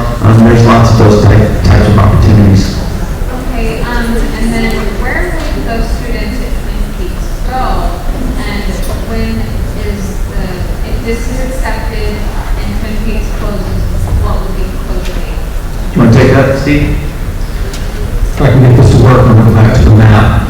By the way, I know we haven't gone through all these maps. You can see that we landed originally on option 3A. That's what Moss closing. I'm coming to your question. 3B, that's what Lincoln closing, and 3C, that's what the Mill Creek closing. So the date is typically next year. The board makes the final decision by December in a couple of months, and implementation is the following year. Was there another part of the answer? Where do they go? Sorry, where do they go? Well, you can see on the majority of those kids are slated to come over to Woodstock, and then the most northern portion in this potential option would go to Moss. And then how will they get there for the young ones, like kindergarten? So we do have a busing map that's out there on that proposal that would show you which neighborhoods would require transportation if that was the proposal that was adopted. And a reminder on the busing maps, when you look at them, they may be reversed from what some people were telling me that they thought it was. But the hatched area or the striped area is the walking area. The clear, where there's no, not on this one necessarily, but if there's a clear area on the busing map, that is the bus area, okay? 1.5 miles, Dr. Gaddy, and so you get 1 minute, Dr. Gaddy. transportation component really quick. He's our expert. All right, since we're just talking about elementaries, I'm not going to go into the secondary stuff. I'll make it short and sweet.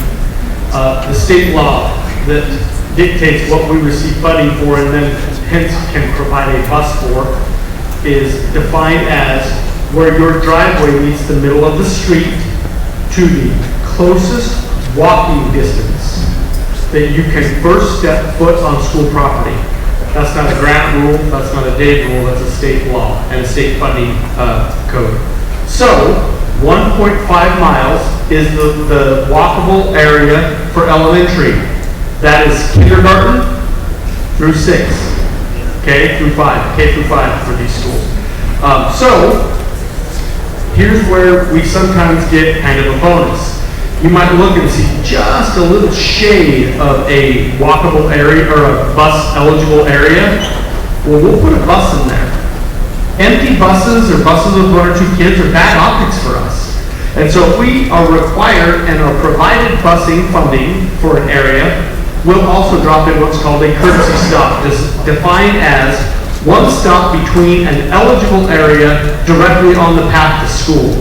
We usually make sure that that path is somewhere in the middle of that walking area, and we take as many kids as we can take on that bus until it becomes full. If it becomes over capacity, then we do a permit, kind of a lottery. And we try to stay away from that as much as possible. Typically, we don't have a full bus. So I just wanted to make sure that you understood it's not concentric rings, and it's not to the front door of the school like you would drive. We have really amazing GIS analytics software where we can lasso an area and it will tell us, it knows every walking path that's designated a walking path by the state. So sometimes you'll see 2 houses with like a cement driveway between them that are fenced off. That shortens those walking routes, if that makes sense. So instead of like going all the way around my finger, if I just went straight across here, it would cut out that whole distance. And so hopefully that at least helps you understand. And just so you know, we're about 10 steps ahead of this transportationally because we took every option as though it passed and then mapped it out. That's why you can see what the impacts are on busing. We took all of them and GIS'd them and have that data already, and it's on those posters out there. So transportationally, we don't have a dog in the fight. We just have to bus the kids to qualify once the fight's over. And so for us, we just put all the options out there as though each of them had passed. Does that kind of make sense? Thank you, Dave. Yeah, thank you. Before we get to the next question, I did want to recognize Clark Nelson, who represents this area, was able to join us tonight, as well as Mayor Dolly from Holiday City, so a great supporter of our schools. You had I don't know if I got your second half of your question.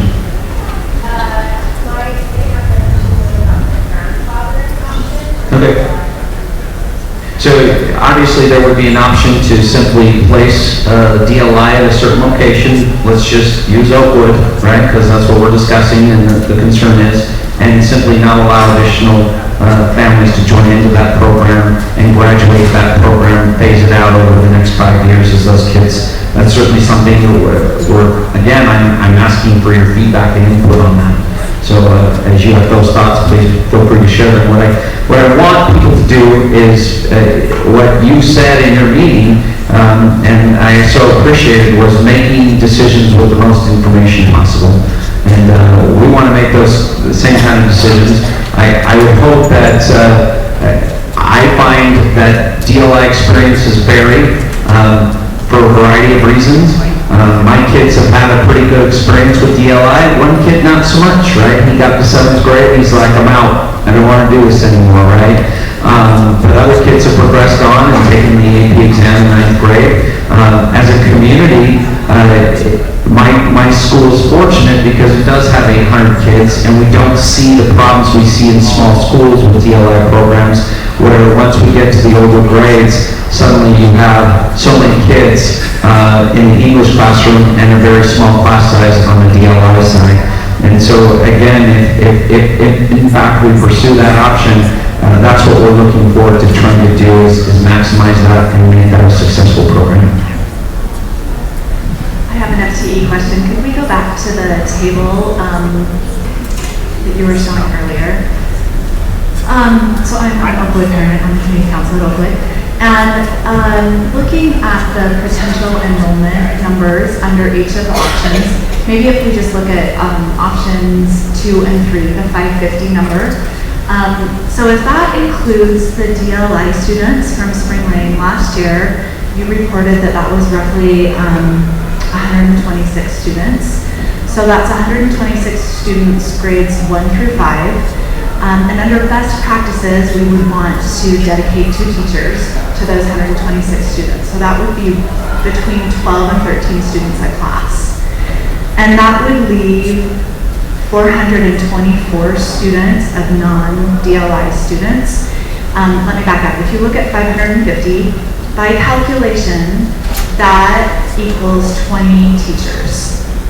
And so if we take out the 10 teachers that would be dedicated for DLI, that leaves us with 10 teachers remaining for non-DLI, 424 students. That's 42.4 students per class. And I know we can talk about marketing and projected numbers, but based on those numbers and making decisions based on what we know, does the district have suggestions for us on how to deal with 42.4? Sure. Sherry really wants to answer your question, so I'm going to let her. Well, you're making an assumption that there's 2 teachers per grade level currently at Spring Lane, and that's not accurate. The Chinese teacher teaches first grade half day, second grade half the day. So there's 1 teacher per grade level, not 2. Okay, but under what the district wants us to have for best practices going forward, it's not split level teachers. Right, so if you were to, say, get 60 students in dual immersion for first grade in the 23-24 school year, then you would get extra FTE to cover that. So then there would be an English teacher and a Chinese teacher, each teaching half-day English to two groups of kids. Is that a challenge, asking, I mean, teachers would then be preparing an extra load of work for 2 different grades? Maybe what we should do is come and do a DLI presentation at Oakwood for the community council.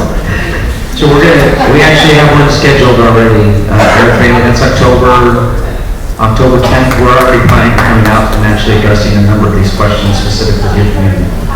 So is 60 the optimal number for the after? At 60 is the optimal number in first grade.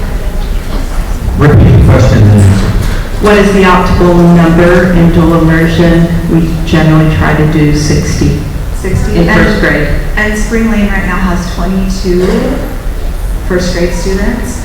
So that's a big growth to project. We don't disagree. And again, I want to be clear, the data that we got this last spring, okay, you want to, maybe I won't answer that question. Here we go. I know I'm always getting in your way, Mr. Horsey. I just want to try to explain Spring Lane's current numbers right now. So I've got a 5th grader, and when she started, that was the first year we capped the program at 1 class at 30. My understanding is at that time we turned away over a dozen families because we were kind of at this awkward place of, do we have 1 30 class or 2 small classes? And ever since then we've capped at 30 until COVID. Then, you know, any family who wanted or was a part of the program that did not feel comfortable coming to school ultimately had to drop out of the program because, and we saw, I don't know who's here still who could, but I mean, classes lost, 5 kids. That happened district-wide, that wasn't just a Spring Lane thing. So now, ever since COVID, then right after COVID, we've got a boundary study that doesn't bode well for our school. And I think that, so starting last year was the first year we didn't cap at 30. And we're all in a panic too. There's only 22 kids in the first grade. What are we gonna do? So I think there's multiple things going on. I would hope and expect that we would at least be able to get back to capping at 30. And then maybe get back to 60, which is what they did, you know, in prior years before. And I think now we have a better opportunity to do so. I hate to, I want to back on Spring Lane, but there were other concerns and issues that we see from the community feedback that families were leaving Spring Lane. You want to say why? Again, other factors that were impacting people's flight from Spring Lane. Yeah. So, sure. I'm really sorry. She asked, does it put an extra burden on the teachers to teach 2 grades? Yes, it does. I have a very close relationship with all of the teachers, at least in the DLI at Spring Lane. They're all dying to go to Oakwood, and they're happy to teach 2 grades if that's what that means. They've been doing it. They've prepared curriculum already. They've been doing it for years. If that's what it means, they're happy to do it. Also, I just wanted to say that one of our longtime Chinese teachers has a child in kindergarten at Spring Lane, so we really need to do 1 more year at least. Otherwise, that's sad. Don, let's go up, sorry, Ben, let's go up here next. Julianne, sorry, you have a thought there, Ben? Oh, sorry. I just want to add something real quick. So I'm another DLI here at Spring Lane, and I was the PTA president there for a while, so like I also have very close relationships with our teachers and many of the other teachers. It is slightly more of a burden to teach 2 classes, but I've got to say that our teachers that I talk to, they actually like the additional intellectual challenge. I mean, they love being teachers. And so it may be more work, but this is not something that they're necessarily opposed to. And I just want to really agree with what you're saying. It's not going to be hard, I don't believe, to get the numbers up, because when people see something starting to fail in their perception, they leave. And between the pandemic, it's really that 1 year with that awkward number, the pandemic, and then the boundary study, and our numbers, as far as I understand, like it's, even at the beginning of the year, the first month, people were still leaving. So I really think if we move to a new program or a new school with more people, it would not be difficult to get the numbers up, because people like a Chinese program, and my children have loved it.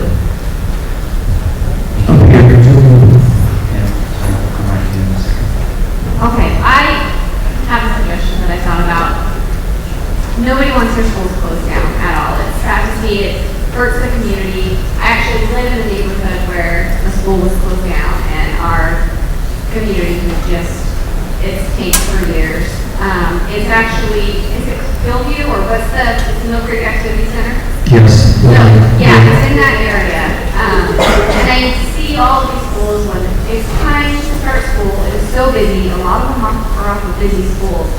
So, for example, Mill Creek is off of a busy road. Twin Peaks. I actually don't know about Twin Peaks, but then I just heard it was at Oakwood as well that they were concerned about. Woodstock. So, my suggestion that I've been thinking about, I've been sitting on this for several months. Where that activity center is at now, there's 3 schools on this list that are struggling. Mill Creek, Twin Peaks, and Spring Lane. What if all of those 3 were right into the middle, a new facility, brand new facility, and we're all humans, let's be honest, can be a little vain. A new facility might attract people, put in DLI there, and I don't know if it's a possibility. Can you do 2 DLIs, and will that help with the English portion as well? You have the school built, you have the numbers, the community will feel secure with the correct amount of classrooms, and we get the right amount of teachers in there, and all the support we need.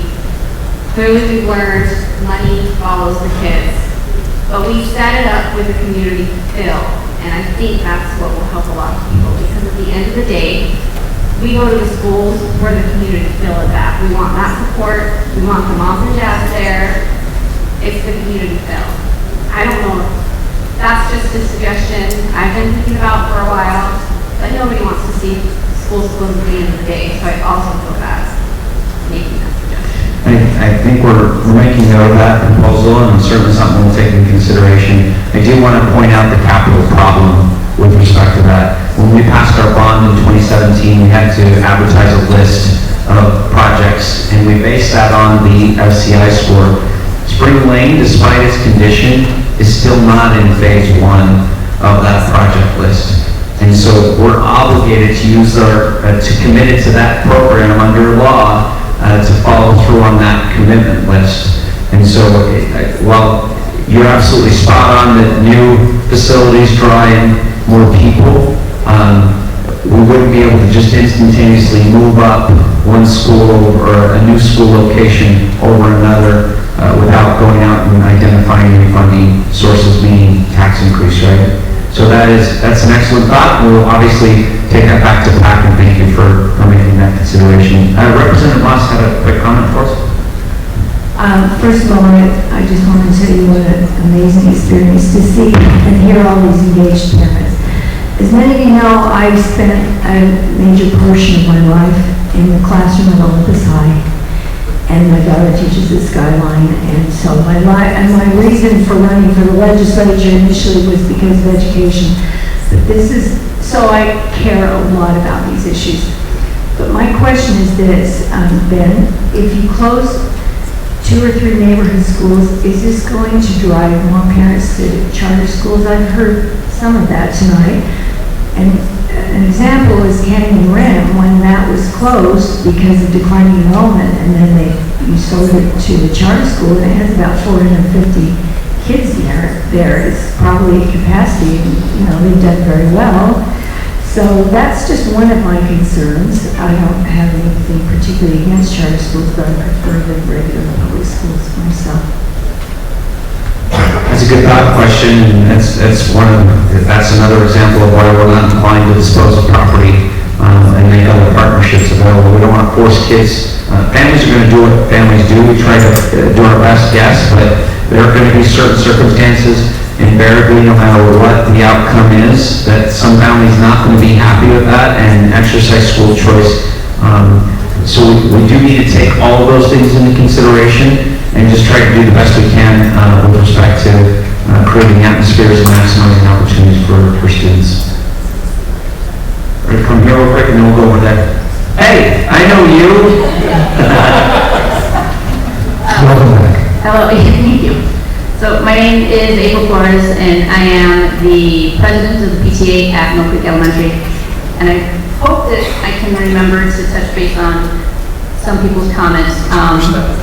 Sure.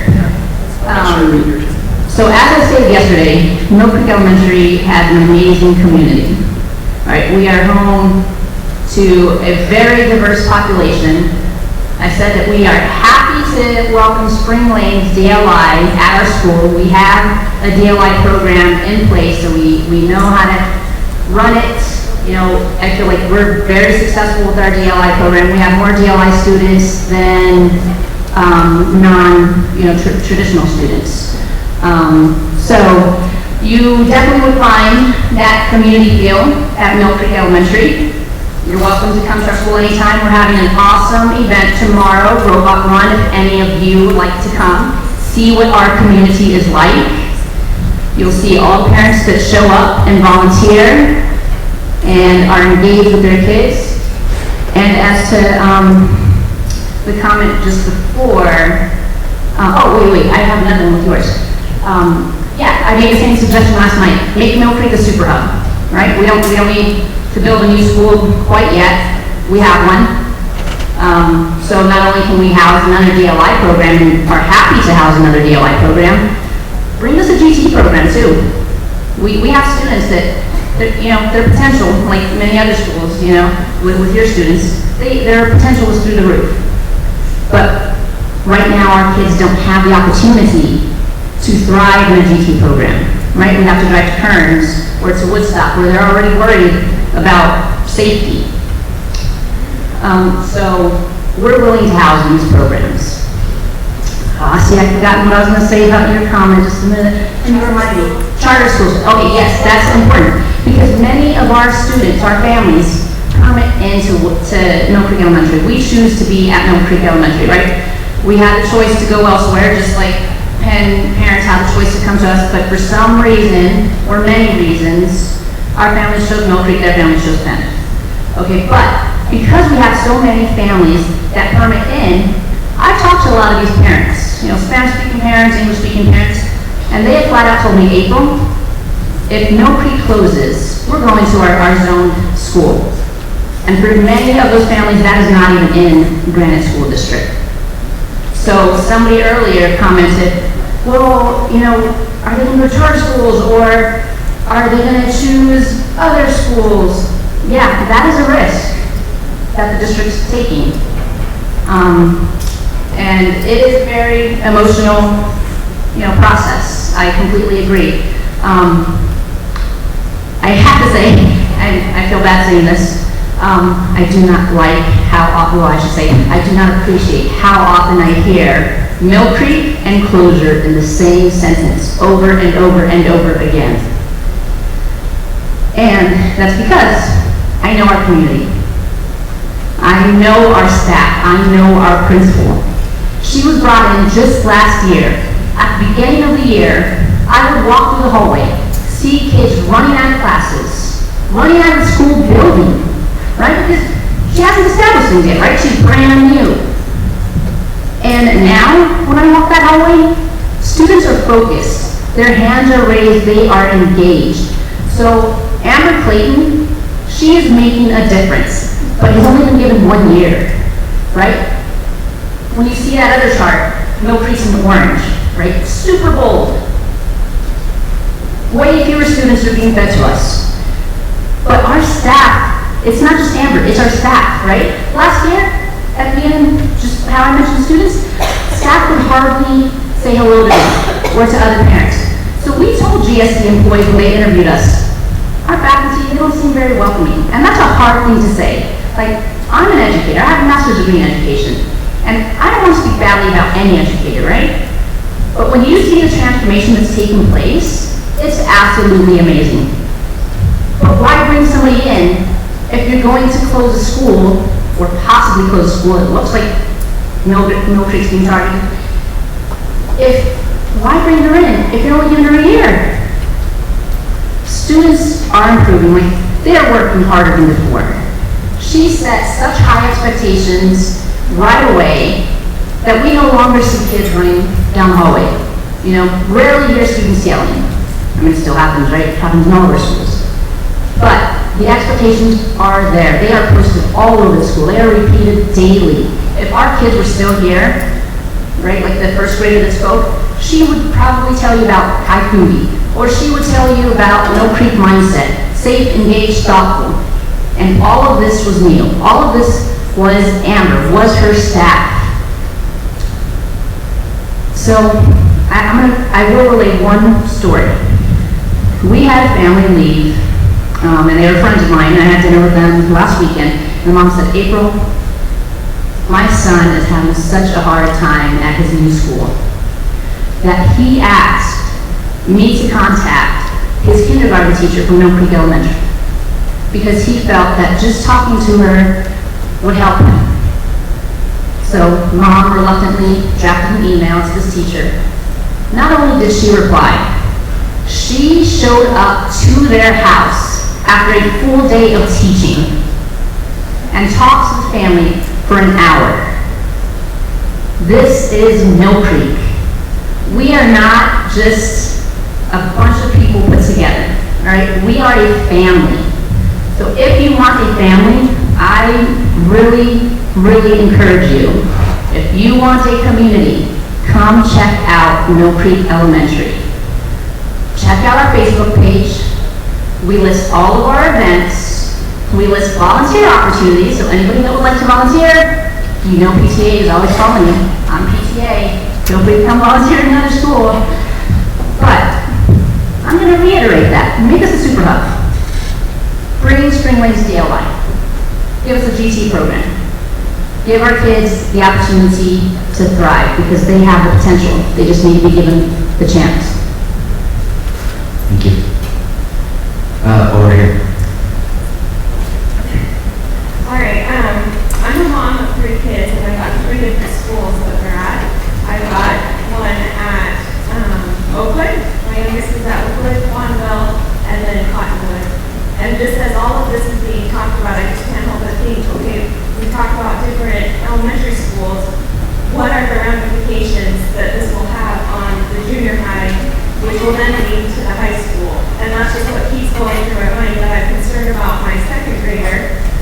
also concerned about what's going to happen here at Bonneville, and then what's going to carry over to Cottonwood as well. And I know this isn't about secondary school, but that is something that is a concern of mine. Can we answer that really quick? Other than 3A is where the option where Moss closes. If Moss closes, students in the secondary level, for the most part, will remain the same. There are one or two changes. This little area here that currently goes to Evergreen, this small area, it tells us over here, 15 to 20 students would begin eating into Granite Park from Cottonwood High School, okay, in that area. Now, if you go to the other two options, the same. All this data is out on those maps out there and on the website as well. If Lincoln or Mill Creek close, then the new Moss begins feeding into Bonneville. And what that does is decreases Granite Park just a little bit. All of this data is on the side over here, okay? On the website. And increases student numbers here at Bonneville, which are great for needed. Great, yeah, that's awesome. But then it gives you an option where you move students over to Mill Creek, which is great for schools, right? But that does pull students that would be zoned to come here, which would then go to Cottonwood, and that would move them over to go to Olympus. And so there's a lot of messing around with that. My biggest concern is these numbers they're skewed a little bit, only just because there are so many people that when COVID hit, they started homeschooling, me included. So my son, who's at Oakwood this year, his number is not up there because he was homeschooled, and now he's back. So how many families that have left, taking a break from public education are going to be coming back as like being kind of normalized and everything, but that is another concern. We do a pretty good job of tracking those. We get numbers for charter students. We have homeschool tracking numbers because by law we have to at least come to an affidavit to do that. So And homeschool numbers are currently on the website as well. So you can actually, the overwhelming majority of families have already come back. Those numbers have kind of come back to pre-COVID. They're still just a little bit higher, but that is something we did take into consideration. Yeah, because my son, he wasn't homeschooled, he did an online program that's not even in the area, it's out of Cedar City. So his number wouldn't even be included at all. And so that is something that I was thinking about, but that definitely, obviously the statistics are all there, and the data is great, but there are some numbers that are messed up, just like they had mentioned with Spring Lane. They lost some families, well, those families could still come back. The second concern that I have, and I already have friends that are doing this, and they're like, well, if we're taking away from Bonneville, let's say, because we're moving, or I guess it would just eventually be to Cottonwood, the question is, well, is that eventually going to mean that Cottonwood will close down? I know we're not ready to go into that yet, but they have already left to go to other school districts because they don't want to put their kids through that. And so closing the elementary schools is obviously very emotional thing and stirring up a lot of issues inside of moms. And then you also talk about it gets even more as you move up to junior high school. Big thing with high school is, okay, my daughter is on the volleyball team. She won't make the Olympus team. If Bonneville closes, not Bonneville, sorry, Cottonwood closes, then sports gets crazy, and there are a lot of parents that are like, you know what, we don't want to do this. We're just going to go to one of these other schools that are more consistent. So Let's just alleviate that right now. There's not capacity in the other two high schools to sustain that. There's no proposition or proposals whatsoever to close Cottonwood High School. all I was meaning with that was not to say it was, but just that there are families that are already leaving and open enrolling in other areas just because that is a concern. And so, just because there are options where they're pulling students away from Bonneville, or not Bonneville, sorry, yeah, because Bonneville takes Twin Peaks. So as part of this proposal too, you can see in each of these options, with the exception of the Moss one, we have too much enrollment at Granite Park, and we're seeking to balance those feeders and shift those kids to Bonneville so that there are additional opportunities here with increased FTE. But there's some of them that are going to possibly go to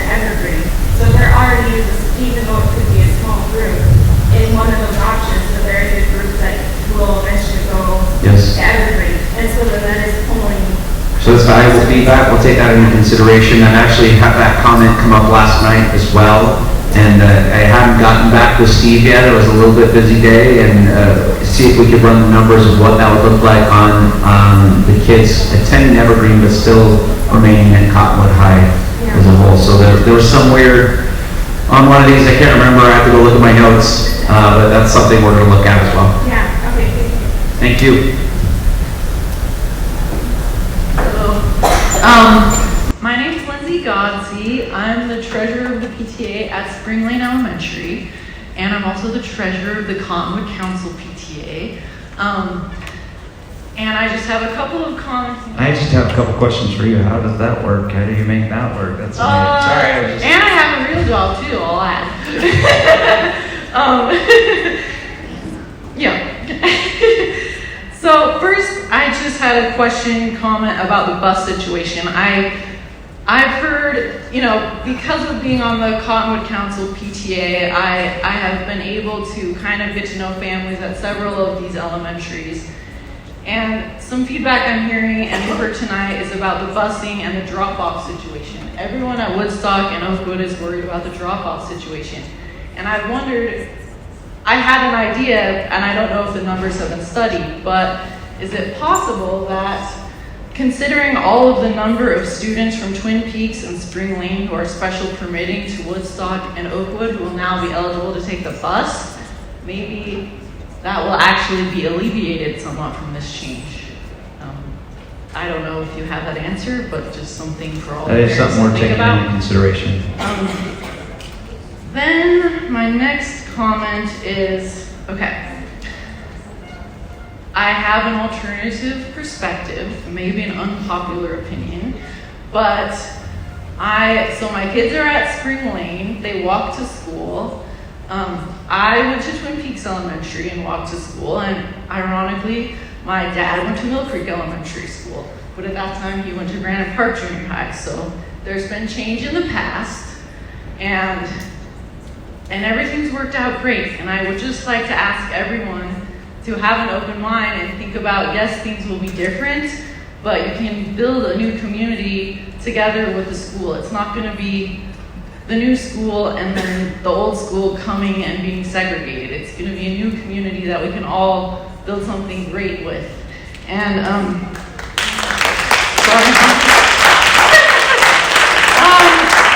so I'm very sad about Spring Lane closing. I've cried about it before. I'm sure it's going to be brutal come the end of the year. I know our secretary and our teachers are all sad because we have a wonderful community, the students, the teachers, the staff, and we love our community, but we desperately need to close. And so when I was expecting to get an answer in December. I was expecting to be here talking about whether to close Twin Peaks or Spring Lane. And when I opened that thing up, it was a gut punch, but it was also yay for change. And the reason I feel that way is because I spend a ton of time at Spring Lane Elementary, and I know the teachers. Sorry, I just looked at the spread of my toe. Okay, I don't want to take too long, but I do need to say everything, so. We've got a school, I hear the Oakwood community talking about what the Oakwood community wants. And these are my friends and neighbors. If you look at the map, a lot of us Spring Laners aren't even eligible to take the bus to Oakwood because we're that close. So we're now a part of the Oakwood community, and I would love it if you guys remembered that when you're talking about what the Oakwood community wants. And you've been very welcome. I'm not saying you're not, I'm just putting that out there. Let's see. So it has been painful the last 5 years to see a school so close, attracting all of our students away, and seeing our students and teachers suffering because they're not getting the support that they need. teachers want to be a part of a collaborative team at each grade level. They don't want to be the last man standing, which is what we've got at every single grade at Spring Lane. At Oakwood, they've got a team, and I would hope and expect that the other team members in each grade would welcome our teachers with open arms.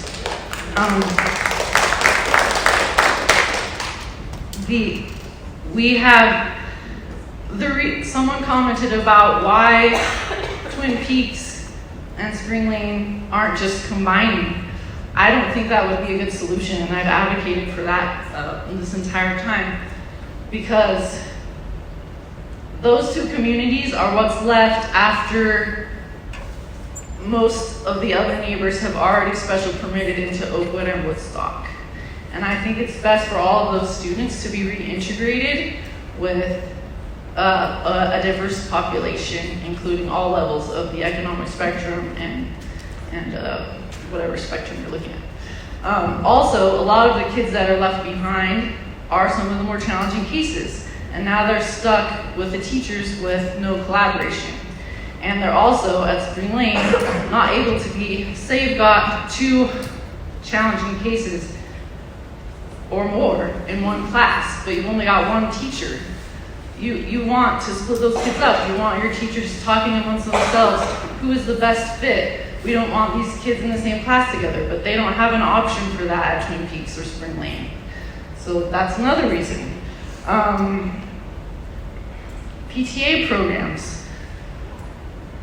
Again, it's hard to see so many wonderful things happening, and I'm on the PTA board. I've been on the PTA board for years at Spring Lane. We're great. We are like exhausted, and I know you guys are too, but you're running way more programs than we are. We need, and I want my kids to do junior achievement and debate and owl corral and all those things that we do not have at Spring Lane Elementary because we don't have enough parents to run them. We don't have a lot of things. Almost done, sorry. While she's figuring out the last comment, big round of applause for Gaina. She's getting all of this for us and making it easy for us to compile all this for us. I knew I could write this in an email to you, but I actually am doing it more for them than for you guys, so.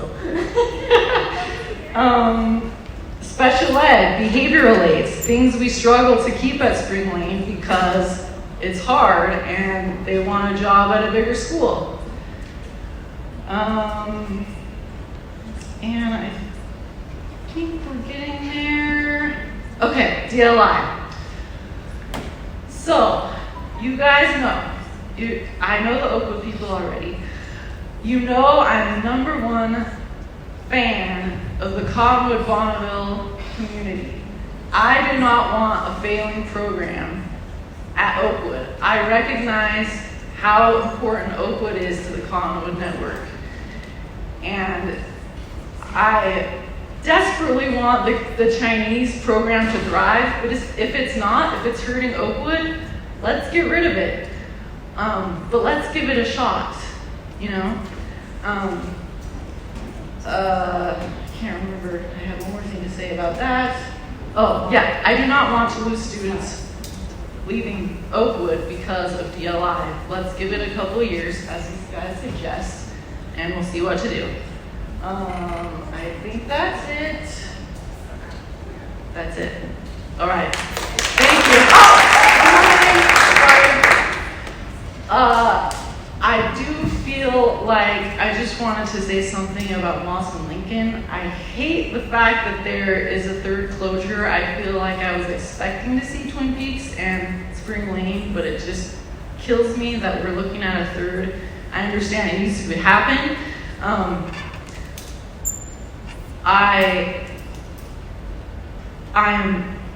I know there's not a lot of people who are able to advocate for their children at Moss and Lincoln.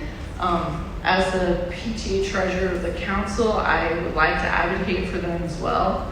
I know they have great community as well, and there's reason that they can't have a lot of people here, which is their parents are working and they don't understand English.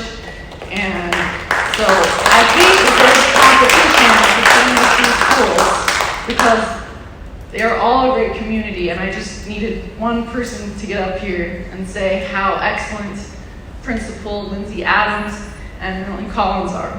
So. I would just point out we're going to take 2 more comments here, and we're going to wrap up right about 9. And Steve and I will stick around, answer any additional questions at that point in time. Again, you can see the opportunity to send an email. The QR codes around here. We're going out to specific communities for school-specific meetings, and we'll have as many meetings as possibly can to make sure. Again, I really appreciate that last comment in particular, that every voice can be heard and expressed. So it's just not the loudest voice in the room that's making it, influencing that decision, but we're actually taking into consideration all the voices that need to be heard. I hear about these wonderful communities, and I know that these communities exist because I'm out here featuring them and doing marketing for them, and I have a pleasure of knowing your principals and working with your school communities. There's going to be a loss as a result of any school closure, but I think the last comment's really important, that we're going to build new communities, and there's going to be opportunities that come and arise as a result of change. And we feel like that's going to, the goal ultimately is to make those opportunities exist for as many kids as possible. So let's come here, and then I'm going to come up here to this individual as well, and we'll wrap up. Yes, good evening. My name is Kelly Miranda. I'm the director of Promise South Salt Lake. So we have programs within Granite School District schools, and looking at these school closure plans, all 3 of the schools, Mill Creek, Moss, and Lincoln, would all impact South Salt Lake families if the schools were to close. But I personally like to advocate on behalf of Lincoln and Moss families. We've got great community schools at both of those locations. We've got thriving after school programs, incredible partnerships. Like was stated, we've got great principals in Lindsay Adams and Milton Collins. And we have a really rich diversity in our 2 schools. We've got really great community there. We've seen strong academic growth. We have large parent engagement happening in our family engagement centers. And it would just be really detrimental, especially to our South Salt Lake community, if our schools were to close and our families were, had to go to school. We know what that feels like in South Salt Lake with Granite High closing.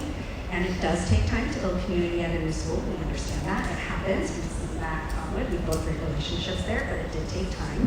And with these being some of the youngest people in our community, it's an important thing that they feel that community first and foremost. And I think that as I'm advocating for those 2 schools, as I'm thinking specifically about our Lincoln families and what would happen if they would close, and the busing to Olin Walker. Olin Walker is an incredible school. They've got a great principal. There's a lot of great opportunities there, but we know the impact on family engagement when families are bused very far away from their neighborhood school. So what are some of the plans to mitigate and to manage family and parent engagement if Lincoln were to close? Can we take that, or you got it? Sure. You can see why perhaps we listed potential increases in busing as one of the variables to consider. That is one of the difficult parts if Lincoln closed. What do we do to mitigate that? Obviously, that's difficult. There are a lot of programs. Obviously, you being one of the main programs that support these schools. And so that we're looking for more and more feedback. Ben and I are going out to meet with this group and many more groups over the next little bit to talk about the potential impacts and how we can do that. I don't have all the answers yet, but that's why these groups, just like Promise Salt Lake or South Salt Lake, are so important.